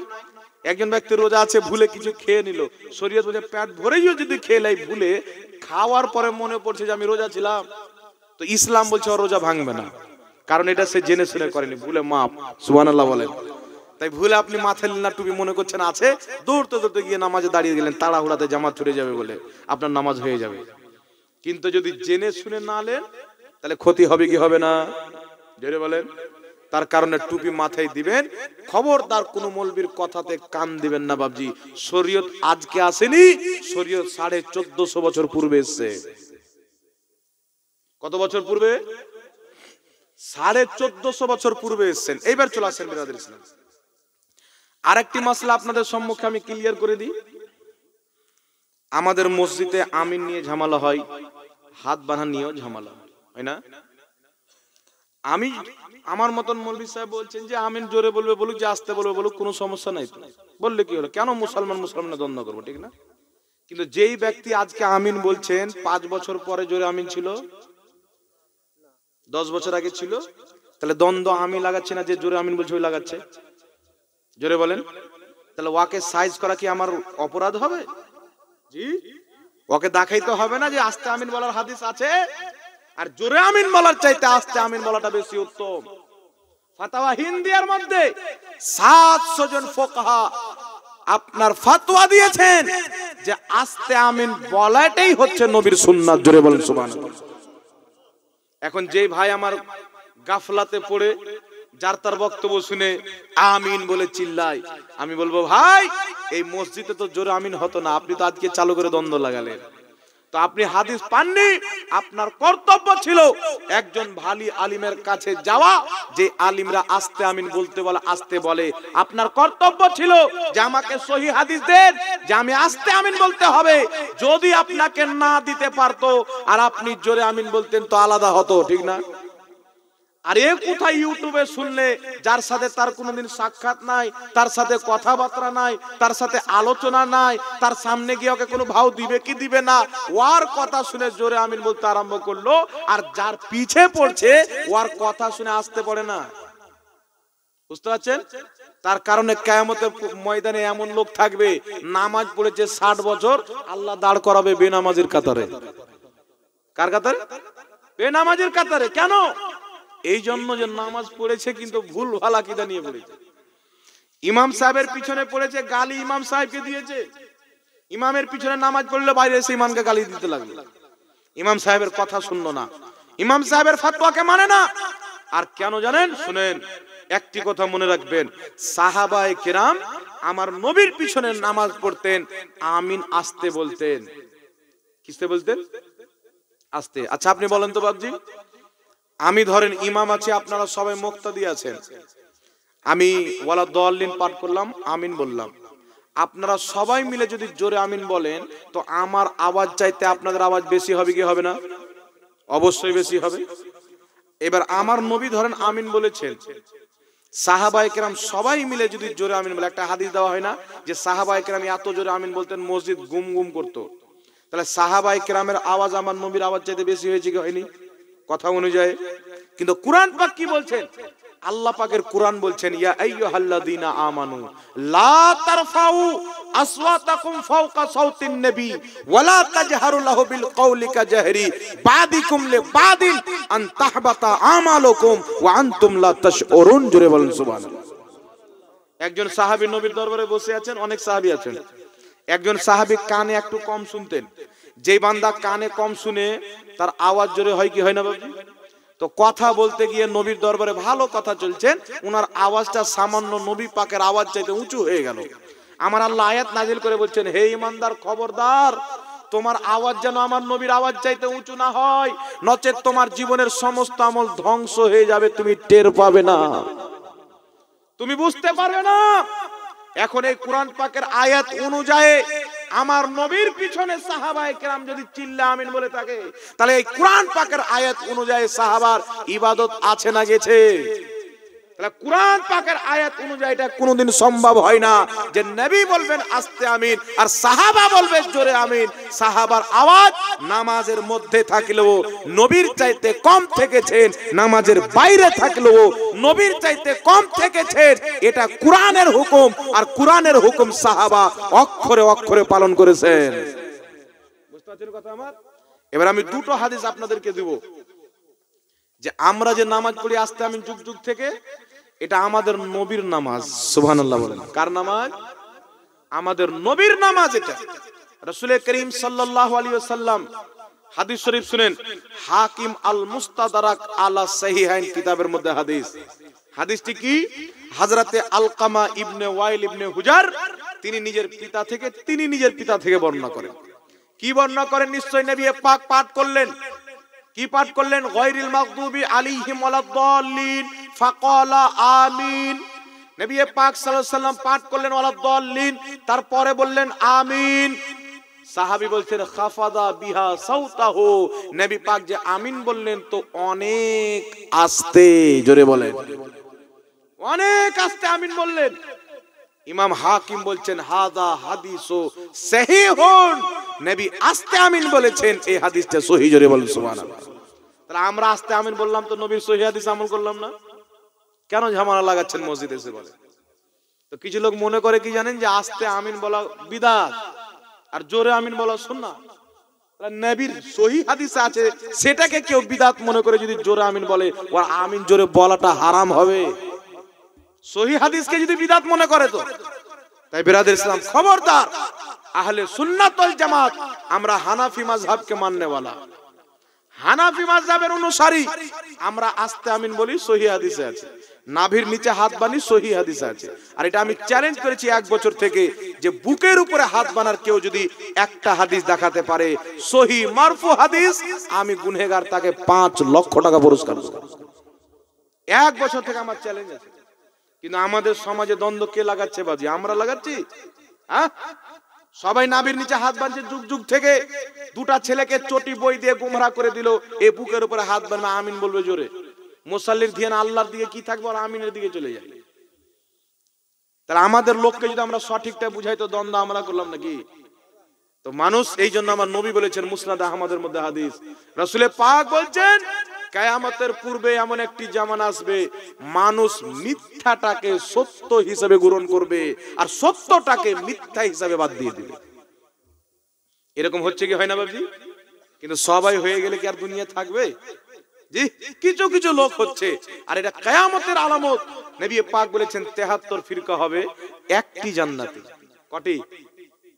নবী পাক বলছেন 73 ফিরকা হবে, কুল্লুহুম ফিন্নার, সব জাহান্নামে, ইল্লা মিল্লাতান ওয়াহিদা, একটি জান্নাতে। মা আনা আলিহি ওয়া সাহাবী, যে আমার সাহাবীর তরিকাতে চলবে, ওই জামাতটাই হবে জান্নাতি। জোরে বলেন সুবহানাল্লাহ। তাহলে আপনি আর আমি যদি বলি সবাই ঠিক, সবাই জান্নাতি, তাহলে নবীর হাদিসটা কি ভুল? জি, তাহলে এটা বিশ্বাস রাখতে হবে যে একমাত্র আহলে সুন্নাত ওয়াল জামাত ব্যতীত যত মতবাদ আছে সবাই জাহান্নামে, একটি জামাত জান্নাতি, যে জামাতকে আমার নবী হাদিসে বলেছেন আহলে সুন্নাত ওয়াল জামাত, যার শর্ট হচ্ছে সুন্নি জামাত। এটা আমার নবী হাদিসে বলেছেন। রাসূলুল্লাহ বলেছেন কিয়ামতের ময়দানে যারা আহলে সুন্নাত ওয়াল জামাত, তাদের চেহারা দিয়ে নূর বের হবে। কি বের হবে? তাদের চেহারা দিয়ে নূর বের হবে। আর যারা আহলে সুন্নাত ওয়াল জামাতের বিপরীত নতুন নতুন আকীদা তৈরি করে আপনা আপনা দল বানিয়েছে, রাসূল পাক বলেছেন তাদের চেহারা কালো কচু হয়ে যাবে। তারা আহলে সুন্নাত ওয়াল জামাতে যারা কায়েম থাকবে তারাই হবে জান্নাতি। জোরে বলেন না সুবহানাল্লাহ।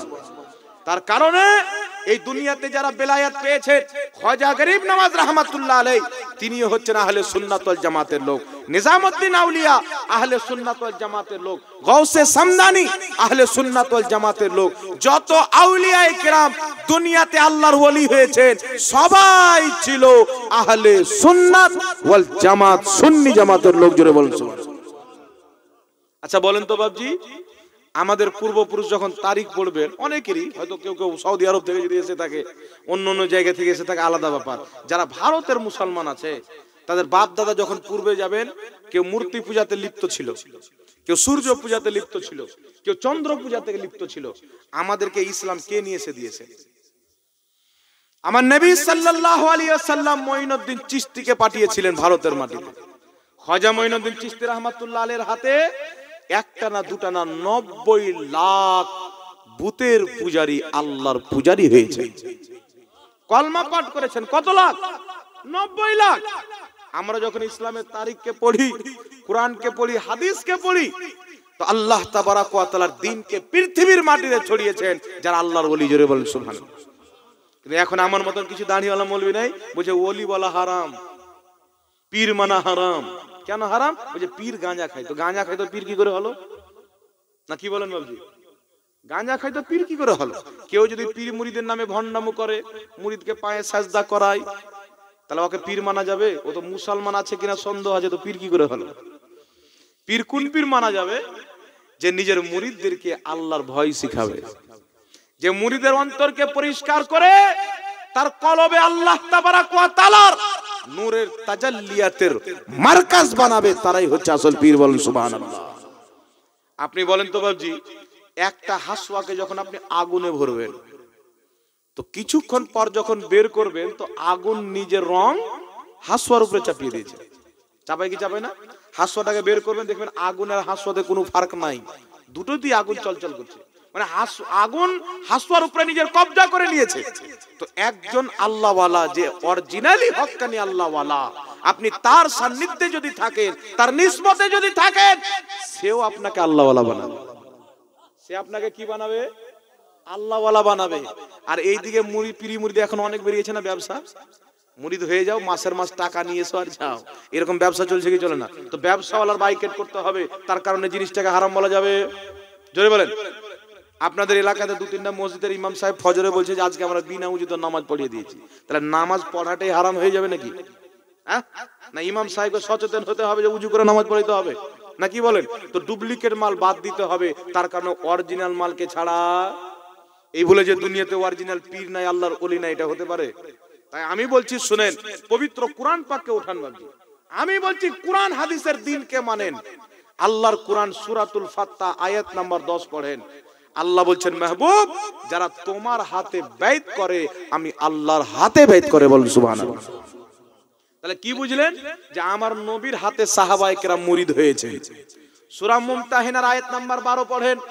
নবী পাক সাল্লাল্লাহু আলাইহি ওয়াসাল্লামকে আল্লাহ বলছেন, মেহবুব, আপনার কাছে যে মহিলাগুলো মুরিদ হব বলে আছে, বাইত হব বলে আছে, যে আমরা শিরিক করব না, আমরা ব্যভিচার করব না, আমরা নিজের ইজ্জতকে বিক্রি করব না, বিভিন্ন রকমের গুনার কাজ থেকে বাঁচার কথার উপরে যদি আপনার কাছে মুরিদ হয় তো আপনি তাদেরকে মুরিদ করে নেন, বাইত করে নেন, বলেন সুবহানাল্লাহ।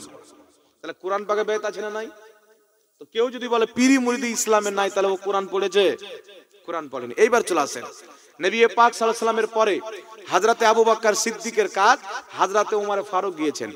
যাওয়ার পরে বলছেন, ইয়া আবু বকর রাদিয়াল্লাহু আনহু, আল্লাহ তাবারাক ওয়া তাআলার প্রিয় হাবিব বলেছেন আপনি খুব ভালো মানুষ, আপনি একজন উত্তম ব্যক্তি, আমি উমর চাই যে আপনার হাতে মুরিদ হব। জোরে বলেন।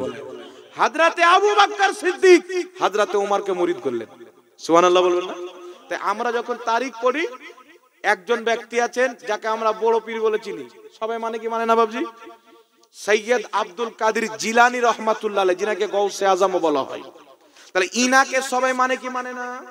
তো আব্দুল কাদের জিলানী রহমাতুল্লাহ আলাইহি তিনি নিজে পীরের মুরিদ।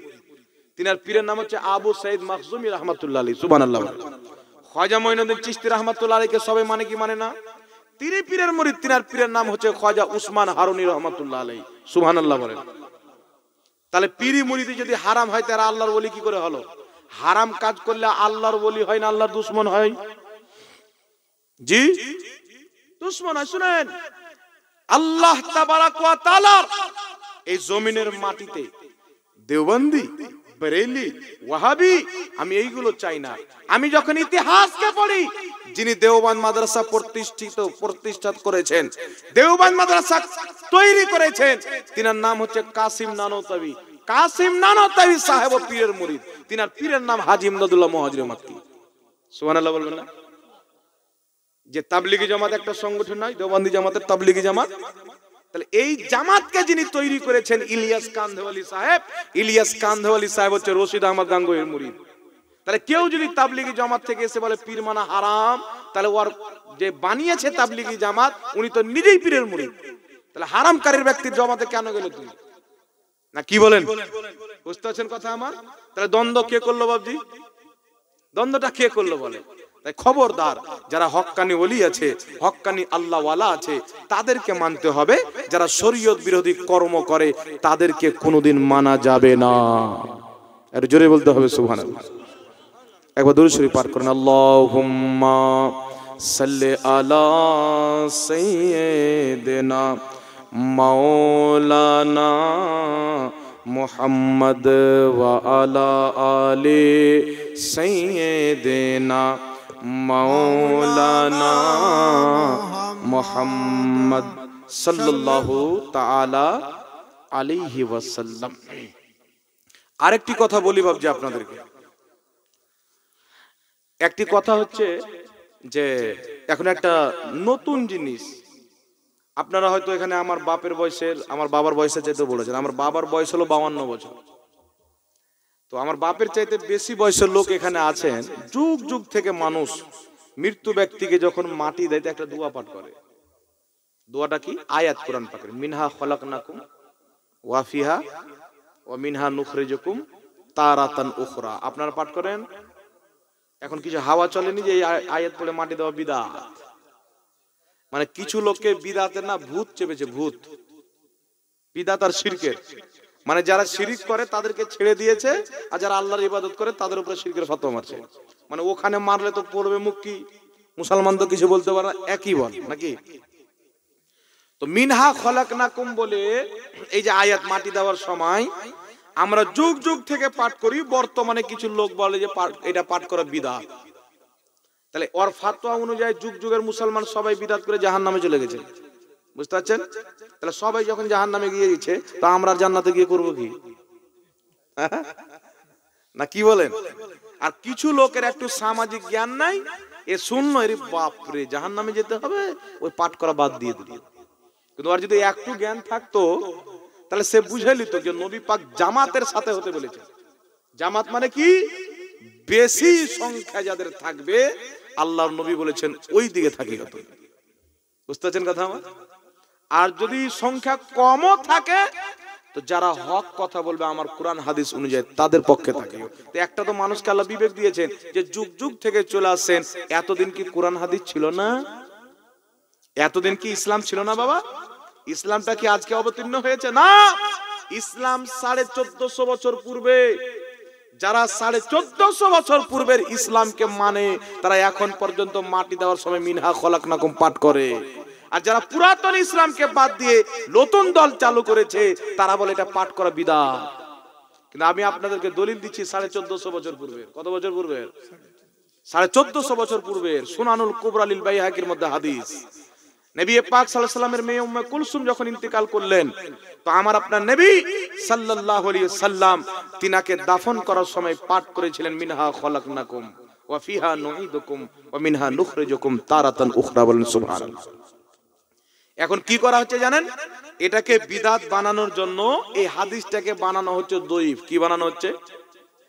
জয়ীফ। তারা বলবে আর হাদিস তো আছে কিন্তু জয়ীফ।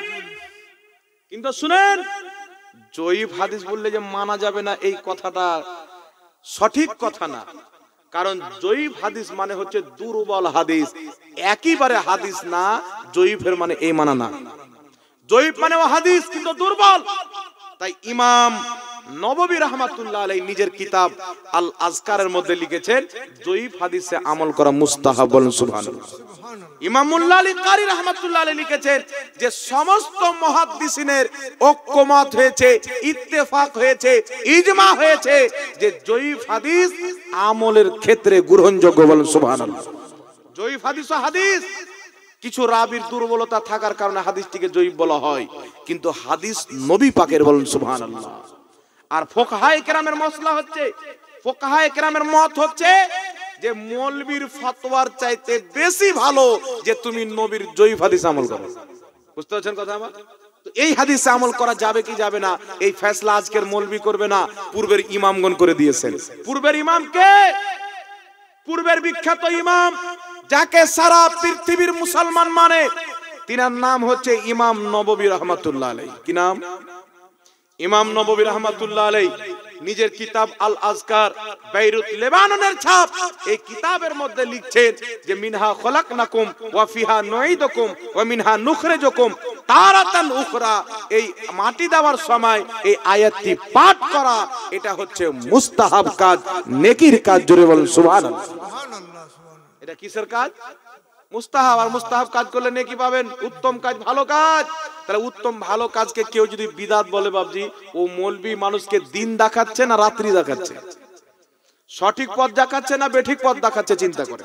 এইবার চলে আসেন, যেই মাওলানারা বলে যে মিনহা খলাকনাকুম মাটি দেওয়ার সময় পাঠ করা বিদআত, তাদের সব চাইতে বড় মুফতি সৌদি আরবের মুফতি আজম। কোন দেশের? যেখানে মক্কা মদিনা আছে। সৌদি আরবের মুফতি আজম যার নাম হচ্ছে ইবনে বাজ, নিজের কিতাব মাজমুয়া ফাতাওয়ার মধ্যে লিখছেন, তিনাকে প্রশ্ন করা হলো যে সওয়াল মিনহা খলাকনাকুম ওয়া ফিহা নুঈদুকুম ওয়া মিনহা নুখরিজুকুম তারাতান উখরা ইনদা দাফান, বলেন দাফন করার সময় এই আয়াতটি পাঠ করা কি? তো সৌদি আরবের সব চাইতে বড় মুফতি বলছেন হাদা সুন্নাতুন, এই আয়াতটি দাফনের সময় পাঠ করা হচ্ছে সুন্নাত। জোরে বলেন সুবহানাল্লাহ। সুবহানাল্লাহ। তাহলে এদের সব চাইতে বড় মুফতি বলছেন সুন্নাত, আর ছোট মোটো বকরি চড়ানোওয়ালা রাজমিস্ত্রি মৌলবী বলছে বিদআত। তাহলে কোনটা মানবেন বাবজি? কথা বলেন। তাই খবরদার, ইমামরা ফয়সালা করে দিয়েছেন মাটি দেওয়ার সময় মিনহা খলাকনাকুম পাঠ করবেন, নেকি পাবেন। জি, কোরআন পাকের একটা হুরুফ পড়লে 10 নেকি, আছে না নাই? মাটি দেওয়ার সময় পাঠ করবেন, নবীর হাদিস দ্বারা প্রমাণিত।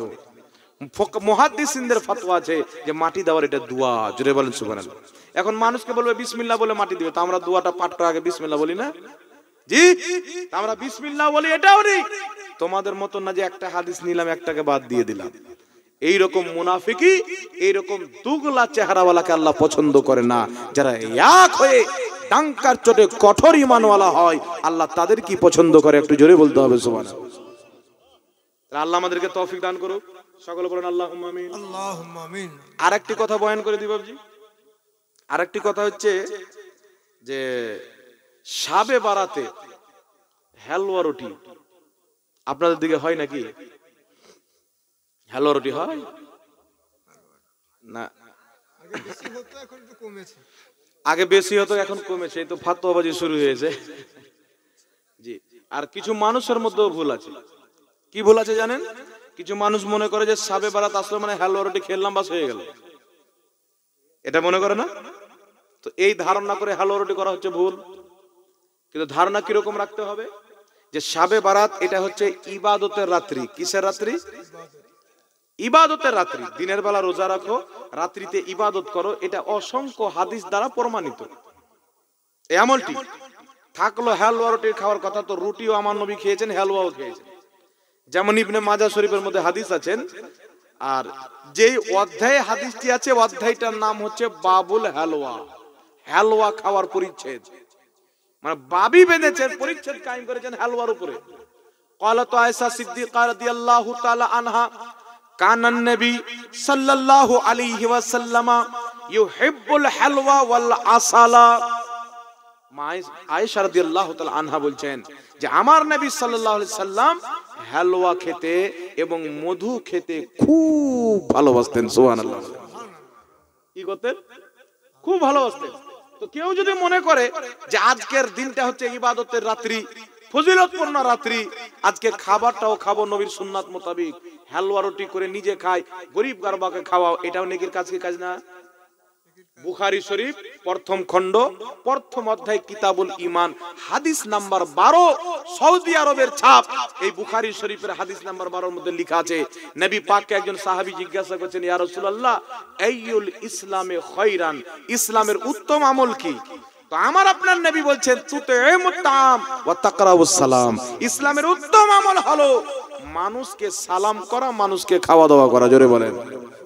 তাহলে কেউ যদি আজকে রাত্রিকে পবিত্র মনে করে, তারা যদি হালুয়া রুটি করে পার কোনো খাবার করে নিজে খায়, মানুষকে খাওয়া, এটাকে যেই মৌলবি নাজায়েজ বলছে ও তো দাড়িওয়ালা শয়তান হবে। এটা কেন নাজায়েজ হবে? কেউ যদি ফরজ মনে না করে, ওয়াজিব মনে না করে যে মানুষকে খাওয়াবো নিজে খাবো নেকি পাবো, আর রাসূল পাক বলেছেন তুমি যেটা নিজের সন্তান সন্তানিকে নিয়ে খাবে সেটাও তোমার জন্য সাদকা, ওটা তো নেকি আছে। বলুন সুবহানাল্লাহ। কেউ যদি হালুয়া রুটি বানিয়ে নিজে খায়, মানুষজনকে খাওয়ায়, দুটাতেই নেকি আছে। কি আছে? দুটোতেই নেকি আছে।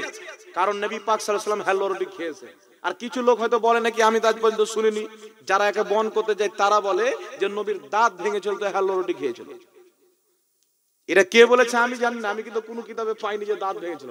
কিতাবে আমি পেয়েছি নবী হালুয়া খাওয়াকে ভালোবাসতেন, এটা হাদিসের মধ্যে আমি পেয়েছি।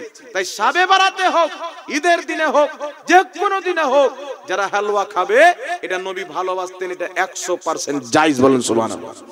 কিন্তু এটা মনে করিয়েন না যে শাবে বারাত মানে হালুয়া রুটির রাত দিন, এটা মনে করিয়েন না যে এই দিনই হালুয়া রুটি করতেই হবে, ফরজ আছে, এটা মনে করে না। কি মনে করতে হবে? যে আজকের রাত্রিটা হচ্ছে ফজিলতপূর্ণ রাত্রি, নবী পছন্দ করতেন হালুয়া রুটি, আমরা খাবো আজকে, এই হিসাবে খান, কোনো অসুবিধা নাই। কথা বুঝতে পেরেছেন বাবজি? ক্লিয়ার বুঝতে পারছেন তো? যে ঝাড়খণ্ডের মানুষ তো ফের ভাষা হয়তো মানে বাংলা সম্পূর্ণ হচ্ছে কিনা আল্লাহ পাক জানে, তবু এই ভাষাতে আলহামদুলিল্লাহ গোটা বাংলা ঘুরে নিলাম আমি। আপনাদের দোয়া, আল্লাহ পাকের মেহেরবানি, আল্লাহ পাকের দয়া, এই ভাষাতেই গোটা দুনিয়া ঘুরে নিলাম। আর আমার পরে একজন বক্তা আছেন আমার ভাই মাওলানা ওবেদুল ইসলাম জামালি সাহেব, একবারে কোকিল কণ্ঠী যাকে বলে বক্তা, সুরের রাজা, সুরের বাদশাহ, যা বলেন আপনি। আর চাঙ্গা বক্তা আসতেছেন, উনার বক্তব্য আপনারা শ্রবণ করবেন ইনশাআল্লাহ। তার আগে আমি আপনাদের সামনে আর কয়েকটি কথা বলবো। বাবজি, নামাজ আল্লাহ তাবারাক ওয়া তাআলা ইসলাম মান্যকারীদের উপরে ফরজ করেছেন। কাদের? জোরে বলেন। ইসলাম মান্যকারীদের উপরে। কেউ যদি এখন বলে, কিছু লোককে আমরা বলি যে ভাই নামাজ পড়েন, তো বলছে হুজুর বয়স, এ আপনি কি মরবেন না, নামাজ কেন পড়েন না? কিছু লোক তো এমন হয় সমাজে, তারা বলে যে মরবো তো দেখা যাবে, বলে না? এরকম লোক আছে না নাই বাবজি? তাহলে মরবো তো কিছু দেখা যাবে। আপনি যখন মরে যাবেন আপনি নিজের হাতে নিজের গাটা ধুতে পারবেন না, কি দেখবেন? আপনি যখন মরে যাবেন আপনি নিজেকে গোসল দিতে পারবেন না, আপনি কি দেখবেন? আপনি যখন মরে যাবেন আপনি নিজের কদমে চলে আপনার ঠিকানা কবর যেতে পারবেন না। আপনার লজ্জা স্থান আপনি নিজের হাতে ঢাকতে পারবেন না। আপনাকে যখন কবরে রাখা হবে আপনার গালের মাংসগুলিকে পোকামাকড় চিবিয়ে চিবিয়ে খাবে, আপনি দেখবেন, সরাতে পারবেন না, আপনি কি দেখে নেবেন? আপনাকে যখন কবরে রাখা হবে আপনার ব্রেনের যে মগজ, এই মগজটাকে পোকামাকড় চিবিয়ে চিবিয়ে খাবে, আপনি ওই সমাজে দেখবেন, কিছু করতে পারবেন না।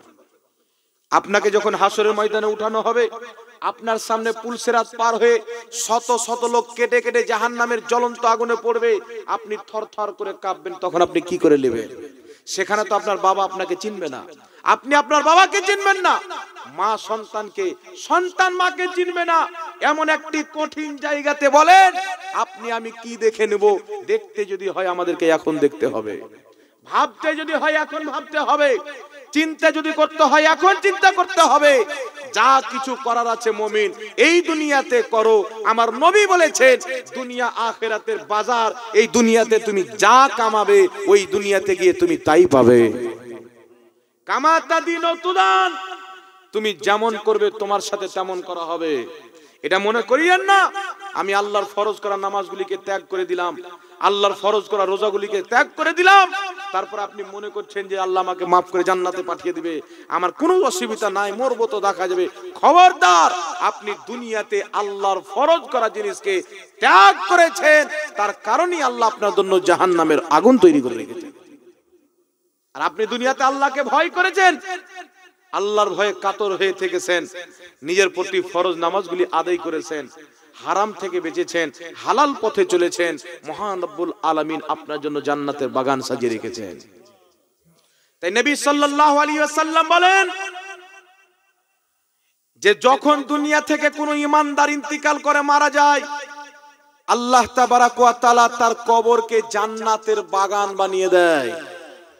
আর যখন কোন বেনামাজি, যখন কোন সুদখোর, যখন কোন হারাম খানেওয়ালা, যখন কোন বেঈমান ব্যক্তি মারা যায়, নবী পাক বলছেন আল্লাহ তার কবরটাকে জাহান্নামের টুকরা বানিয়ে দেয়, যার কবরে কিয়ামত পর্যন্ত আযাব হবে।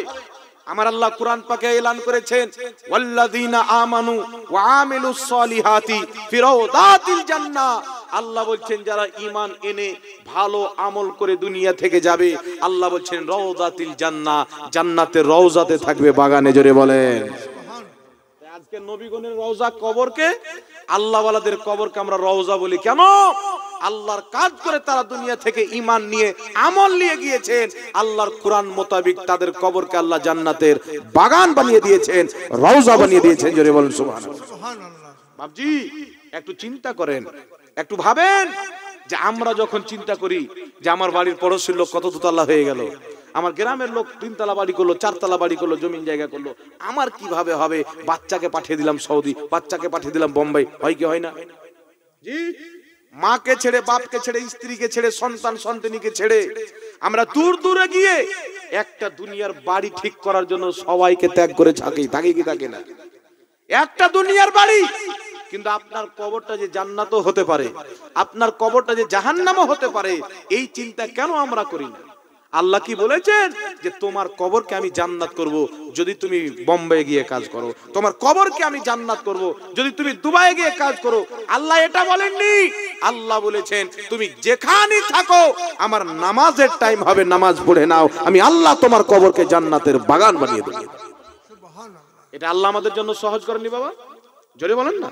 আল্লাহর রাসূল বলছেন যে আল্লাহ পাক পুরো জমিনটাকে আমার জন্য মসজিদ করে দিয়েছেন। আপনি মাঠে আছেন, আজান হয়ে গেছেন, পানি নাই, আল্লাহ বলছেন বান্দা পানি না হলে কি হলো, আমি তো রহমান, সহজ করে দিলাম। যদি দূর দূর পর্যন্ত পানি না থাকে, আমি আল্লাহ তোমাদেরকে অর্ডার করলাম তাইয়াম্মুম করবে। কি করবে? মাটি দিয়ে উযু করে নামাজ পড়বে, তাইয়াম্মুম করে। এই সহজটা আমাদের জন্য আল্লাহ করেছেন, কি করেননি? আল্লাহ তাবারাক ওয়া তাআলা সুবহানাল্লাহ। সাহাবায়ে কেরাম কিরকম ভয় করতেন? একজন সাহাবী নামাজ পড়ছেন, নামাজ পড়ার পরই বাড়ি পালিয়ে যাচ্ছেন। আমার আপনার নবী সাহাবীকে বলছেন যে কি ব্যাপার সাহাবী, আমার সেই সাহাবী নামাজ পড়েই কেন পালিয়ে যায়? সুন্নাতগুলিও পড়ছেন না, কেন পালিয়ে যায়? সাহাবায়ে কেরাম বললেন হুজুর কি করে বলবো? রাসূলুল্লাহ সাল্লাল্লাহু আলাইহি ওয়াসাল্লাম তাকে জিজ্ঞাসা করবেন, তো দেখছেন যে যেমনই নামাজ পড়া হয়েছে বাড়ি পালিয়ে যায়। নবী পাক সাল্লাল্লাহু আলাইহি ওয়াসাল্লাম তার বাড়ি গেলেন, বাড়ি গিয়ে বলছেন আমার সাহাবী বলো তুমি নামাজ পড়ার সাথে সাথে কেন পালিয়ে আছো? সুন্নাত আছে, আরো নফলি ইবাদত আছে, কিছুই তো করো না। সে সাহাবী বলছেন হুজুর আমার কাছে একটাই কাপড় আছে। কটা? আমার একটাই কাপড়। আমি যখন মসজিদে যাই কাপড়টা নিয়ে যাই, আমার স্ত্রীকে গর্তে ভরে যায়। আর আমি যখন ওখান থেকে নামাজ পড়ে তাড়াতাড়ি আসি, এই জন্য যেন নামাজের সময় যেন না চলে আসে, আমি গর্তে ঢুকবো, আমার স্ত্রীকে কাপড় দেবো, ওই একই কাপড় পরে আমার স্ত্রী আবার নামাজ পড়বে। সুবহান।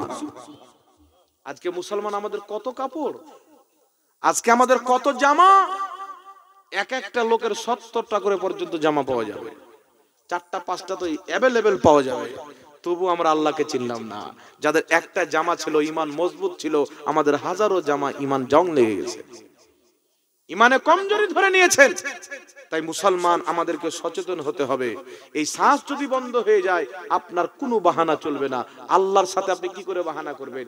এখন করে টাকা মেরে নিচ্ছেন, বলছেন যে ভাই 2 দিন পর নিয়ে একটু কষ্টে পড়ে গেছি, 2 দিন চলে গেল, বলছে বেটির বিয়ে দেবো, 3-4 দিন পর আবার লিও। ভাই 2 মাস টাইম দাও, অসুখ হয়েছে অমুক হয়ে বলে আপনি আজকে তো মানুষকে ধোকা দিয়ে দেন। আল্লাহর সামনে কথা বলার শক্তি আপনার আছে? আল্লাহর সামনে বাহানা করার শক্তি আছে? আপনি যে কয়বার শ্বাস নেন এটাও আমার আল্লাহ জানেন, আপনার অন্তরে যে কি চলছেন এটাও আমার আল্লাহ জানেন। তাই আপনাকে বিবেক করতে হবে, চিন্তা করতে হবে, ভাবতে হবে। মুস্তাফা জানে রহমত সাল্লাল্লাহু আলাইহি ওয়াসাল্লাম পৃথিবীকে একটাই শিক্ষা দিয়েছেন, মওতকে স্মরণ করো, আল্লাহকে ভয় করো। জোরে বলেন সুবহানাল্লাহ। আপনি কখন আল্লাহকে ভয় করবেন? আপনি ডাক বাড়াবেন তো আল্লাহর ভয়ে বাড়াবেন, চলবেন তো আল্লাহর ভয়ে চলবেন। তাই বিরাদর ইসলাম, খবরদার নিজের দুনিয়াকে নষ্ট করে দিয়েন না। সময় আছে আপনার কাছে, তওবার দরজা খোলা আছে। আল্লাহ যদি বন্ধ করে দেয় অবস্থাটা কি হবে? আমাদের গুনার কমি আছে? আমাদের গুনার শেষ আছে? আল্লাহ তো ডাক দিয়ে বলছেন, বান্দা ফজর পড়েনি, জোহর পড়েনি, আরে তুমি 40 বছর পর্যন্ত নামাজ পড়েনি, সচ্চা দিলে তওবা করে এখন তো নামাজি হয়ে যাও না, তবুও তো আমি আল্লাহ ক্ষমা করতে পারি। সুবহানাল্লাহ। পারে কি পারে না? জোরে বলেন। তাহলে আমাদেরকে নামাজি হওয়ার দরকার আছে না নাই বাবজি? একটা লোককে যদি আপনি বলেন মাংস ভাত খাওয়াবো, আমার সাথে হরিহার পাড়া চলো, বিরিয়ানি খাওয়াবো, হরিহার পাড়া চলো, ওই বান্দা সব ধরে নেবে, যাবে কি যাবে না? ওকে যদি বলেন যে চলো তো একটু বহরমপুর ঘুরে আসি, বিরিয়ানি খাওয়াবো, এই চলো বিরিয়ানি তো খেতে পাবো। কিন্তু আল্লাহ বলছেন খালি মসজিদ, কয় মিনিট টাইম বাবজি? জোহরে যাবেন 20 মিনিট টাইম লাগবে সম্ভবত, এর সাথে যাবেন ধরেন 25 মিনিট লেগে গেল, আপনি ফজরে যাবেন মাত্র 10টা মিনিটও লাগবে না, 7-8 মিনিটে কাম ক্লিয়ার। তাহলে এই যে সামান্য টুকু টাইম যদি মসজিদে যায়, আর এমন খাবার আল্লাহ জান্নাতে দিবে, দুনিয়ার কোনো খাবার তার মোকাবেলা করতে পারবে না। সুবহানাল্লাহ। এমন সুন্দর ঘর আল্লাহ দিবে, সারা পৃথিবীর যত 5 স্টার হোটেল আছে, বুর্জ খলিফার হোটেলকে যদি আপনি দেখেন আর জান্নাতে গিয়ে সবচাইতে লো কোয়ালিটির জান্নাতকে দেখেন, কোনো খলিফা মনে থাকবে না। এত সুন্দর আল্লাহর জান্নাত, এত প্যারা সুন্দর ওই জান্নাত প্রত্যেকটা মানুষ চাইলে নিতে পারে, প্রত্যেকটা মানুষ নিতে পারে। আল্লাহ সবাইকে শক্তি দান করেছেন, সবাইকে সামর্থ্য দিয়েছেন। একটা যদি কাজ করতে পারেন, নিজের কালচার চরিত্র বানিয়েলেন। যেমন আমাদের কালচার হয়ে গেছে যে আমরা কিছু করি না করি মাঠে যেতে হবে, কিছু লোকের কালচার আছে নাই? আমরা কিছু করি না করি দাড়িটাকে সেভ করতে হবে 1 সপ্তাহ পর। আরে সব যদি ভুলে যায়, দাড়ি সেভ করাটা আমরা ভুলি না। এরকম আমার ভাই কিছু আছেন, তো একটা যদি আমরা কালচার করতে পারি, মাত্র একটা, সেই কালচারটা হচ্ছে কি, যে আমরা অভ্যাস যদি করে নিই, যা ছুটবে ছুটুক, খালি 5 ওয়াক্তের নামাজটি যেন আমরা কায়েম রাখতে পারি। তাহলে কি হবে বাবজি জানেন? নামাজ পড়ার যখন অভ্যাস লেগে যাবে না, 1 ওয়াক্তের নামাজ ছেড়ে দিয়ে আপনি থাকতে পারবেন না। এই অভ্যাস আপনাকে জান্নাতে নিয়ে যাবে। জোরে বলেন সুবহানাল্লাহ। এই অভ্যাস আপনাকে জান্নাতে নিয়ে যাবে। আর একটা কথা আমার নবী সাল্লাল্লাহু আলাইহি সাল্লাম বলেছেন, কি বলেছেন? রাসূল পাক সাল্লাল্লাহু আলাইহি সাল্লাম বলছেন যে তোমরা যখন সম্পদ দেখবে, সম্পদ নিজের চাইতে নিচে শ্রেণীর ব্যক্তির দিকে তাকাও, আর যখন আমল দেখবে বড় বড় লোকের দিকে তাকাও। উনি আল্লাহওয়ালা হয়েছে, আমি কেন পারবো না? উনি নামাজ পড়ছে, আমি কেন পারবো না? উনি কোরআন পড়ছেন, আমি কেন পারবো না? আমিও কোরআন পড়বো, আমিও নামাজ পড়বো। এই দিকে আপনার উপরে তাকান।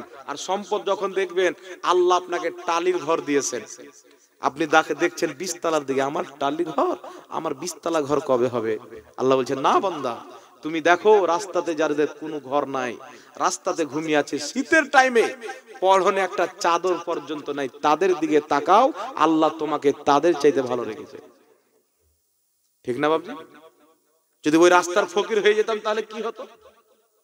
তো আপনি যে ধন সম্পদ দেখবেন, তো নিচের শ্রেণীর ব্যক্তি তাকান, আল্লাহ আপনাকে ঝোপড়া দিয়েছেন। এমনও দুনিয়াতে লোক আছে তার মাথার উপরে ছায়া নাই, একটা প্লাস্টিক নাই, যে শীত থেকে বাঁচবে, বৃষ্টি থেকে বাঁচবে, তাপ থেকে বাঁচবে। বৃষ্টি পড়ছে রাস্তায় পড়ে আছে, শীত পড়ছে রাস্তায় পড়ে আছে, তাপ পড়ছে রাস্তায় পড়ে আছে। মুসলমান, আল্লাহ আপনাকে ঘর দিয়েছেন, বাড়ি দিয়েছেন, জমিন জায়গা দিয়েছেন, আল্লাহ কিছুই চাইনি। আল্লাহ বলেছেন বান্দা হারাম থেকে বাঁচো আর আমার ইবাদতের মধ্যে থাকো। বলেন সুবহানাল্লাহ।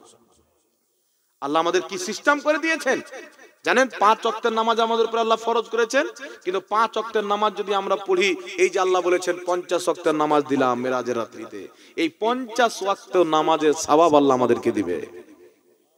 কয় ওয়াক্তের সওয়াব দিবে আমাদেরকে? 50 ওয়াক্ত নামাজের সওয়াব আল্লাহ আমাদেরকে দিবেন। তাহলে যেই ব্যক্তি সামান্য একটু কাজ করে তার অর্থ যদি বিনিময়ে টাকা যদি বেশি পায়, কাজটা ছাড়বে বাবা? কিন্তু আমরা ছাড়ছি কি? এগুলো আমাদের মধ্যে শয়তান কবজা করে ফেলেছে, আমাদের মধ্যে শয়তান কবজা করে ফেলেছে। আমাদের নফস আমাদেরকে গোলাম বানিয়ে নিয়েছেন, তাই নিজের নফসকে গোলাম করতে হবে। কি করে করবেন শুনেন, যারা আল্লাহওয়ালা হয়, আল্লাহর নেক বান্দা হয়, খুব ইচ্ছা করছেন যে আমি খাসির মাংস দিয়ে ভাত খাবো, খুব ইচ্ছা করছেন যে আমি বিরিয়ানি খাবো। আল্লাহওয়ালা বলছে আমি বিরিয়ানি খাবো না, কিন্তু অন্তর খুব ইচ্ছা করছেন নফস বিরিয়ানি খাবো, বিরিয়ানি খাবো, বিরিয়ানি খাবো। কিন্তু যারা আল্লাহ ওয়ালা হয় এই বিরিয়ানি খাবো না, নফস চাই না যে আমি সবজি ভাত খাবো, তারা গিয়ে সবজি ভাত খাবে অল্প।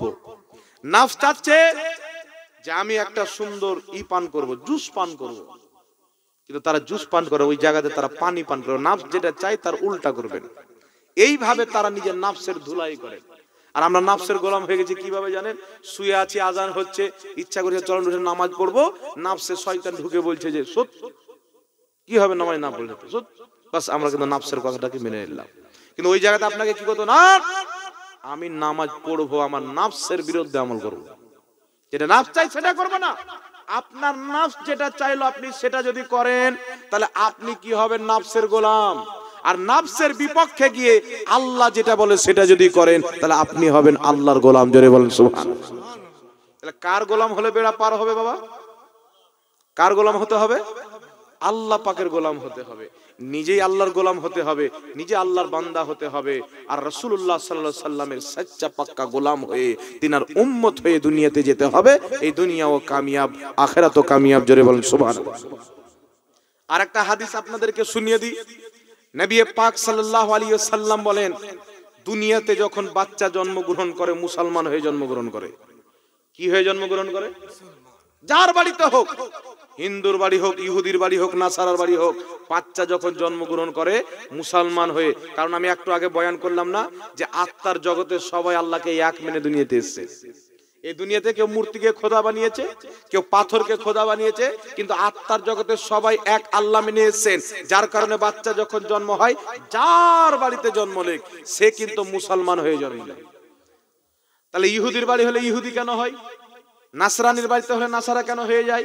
রাসূল পাক বলেছেন পিতা মাতার কালচার পেয়ে, মা বাপ তাকে যেটা শিক্ষা দেয় ছোটবেলা বাচ্চা সেই শিক্ষাটা পায়। ঠিক না বাবুজি? তো আমরা মা বাপই যদি মসজিদের দিকে আগিয়ে না যাই, মা বাপ যদি আল্লাহকে ভয় না করি, মা বাপই যদি আল্লাহ রাসূলের দ্বীনের কাজ না করি, তাহলে আমাদের সন্তান আমাদের মতো হবে কি হবে না? জোরে বলেন। এই কালচারটা আমাদের মধ্যে চলে এসেছে। দাদা নামাজ পড়তো না, বাবা নামাজ পড়ে না, বাপ নামাজ পড়ে না তো সন্তানও নামাজ পড়ে না। কিন্তু একজন বাপ যখন নামাজি হবে, মা যখন নামাজি হবে, নামাজের গুরুত্বটা যখন বুঝবে, নিজে নামাজ পড়বে, স্ত্রীকে নামাজ পড়াবে, সন্তানকে টেনে মসজিদে নিয়ে যাবে। এটা আমাদের কর্তব্য। কিন্তু দুর্ভাগ্য মুসলমান, জুম্মার নামাজ চলে যাচ্ছে, 5 ওয়াক্তের নামাজ চলে যাচ্ছে, আমরা আমাদের ছেলেপিলেকে নিয়ে যাই। বাপ বের হচ্ছে, বেটা গলিতে চেয়ারে বসে আছে, বলছে বেটা চলো জুম্মা পড়তে চলো। একবার কি বলেছেন? ডেটেছেন এই জুম্মা পড়তে চলো? শরীয়তে যদি বেটা বালিগ হয়ে যায়, নামাজ ফরজ হয়ে যায়, না যায়, মেরে নিয়ে যাওয়ার হুকুম আছে মসজিদে। আপনি তো মেরে ভাটার কাজে নিয়ে গেলেন, বেটাকে মেরে তো আপনি মাঠে নিয়ে গেলেন, বেটাকে সাত করে তো আপনি কাজে নিয়ে গেলেন, কিন্তু আল্লাহর যেটা কাজ আপনি কবর মেরে নিয়ে গেছেন। আপনি তো মুখে ফুটে বলেননি বেটা নামাজ পড়তে চলো, কোনোদিন বলেননি। তাই বিরাদর ইসলাম, আপনার ছেলে যখন জাহান্নামে যাবে না, আপনার কথা বলবো যে আমার বাপ কোনোদিন আমাকে নামাজের তালকিন করেনি, কোনোদিন আমাকে নামাজের কথা বলেনি। আপনার বেটা আপনার উপরে জুলুম করবে কিয়ামতের ময়দানে। আর এটা তার জুলুম হবে না, এটা হাকিকত হবে, কারণ আপনি তো অরিজিনালি বলেননি। তাই নিজে নামাজ পড়তে হবে, নিজের বাচ্চা কাচ্চাকেও নামাজি বানাতে হবে। জোরে বলেন সুবহানাল্লাহ।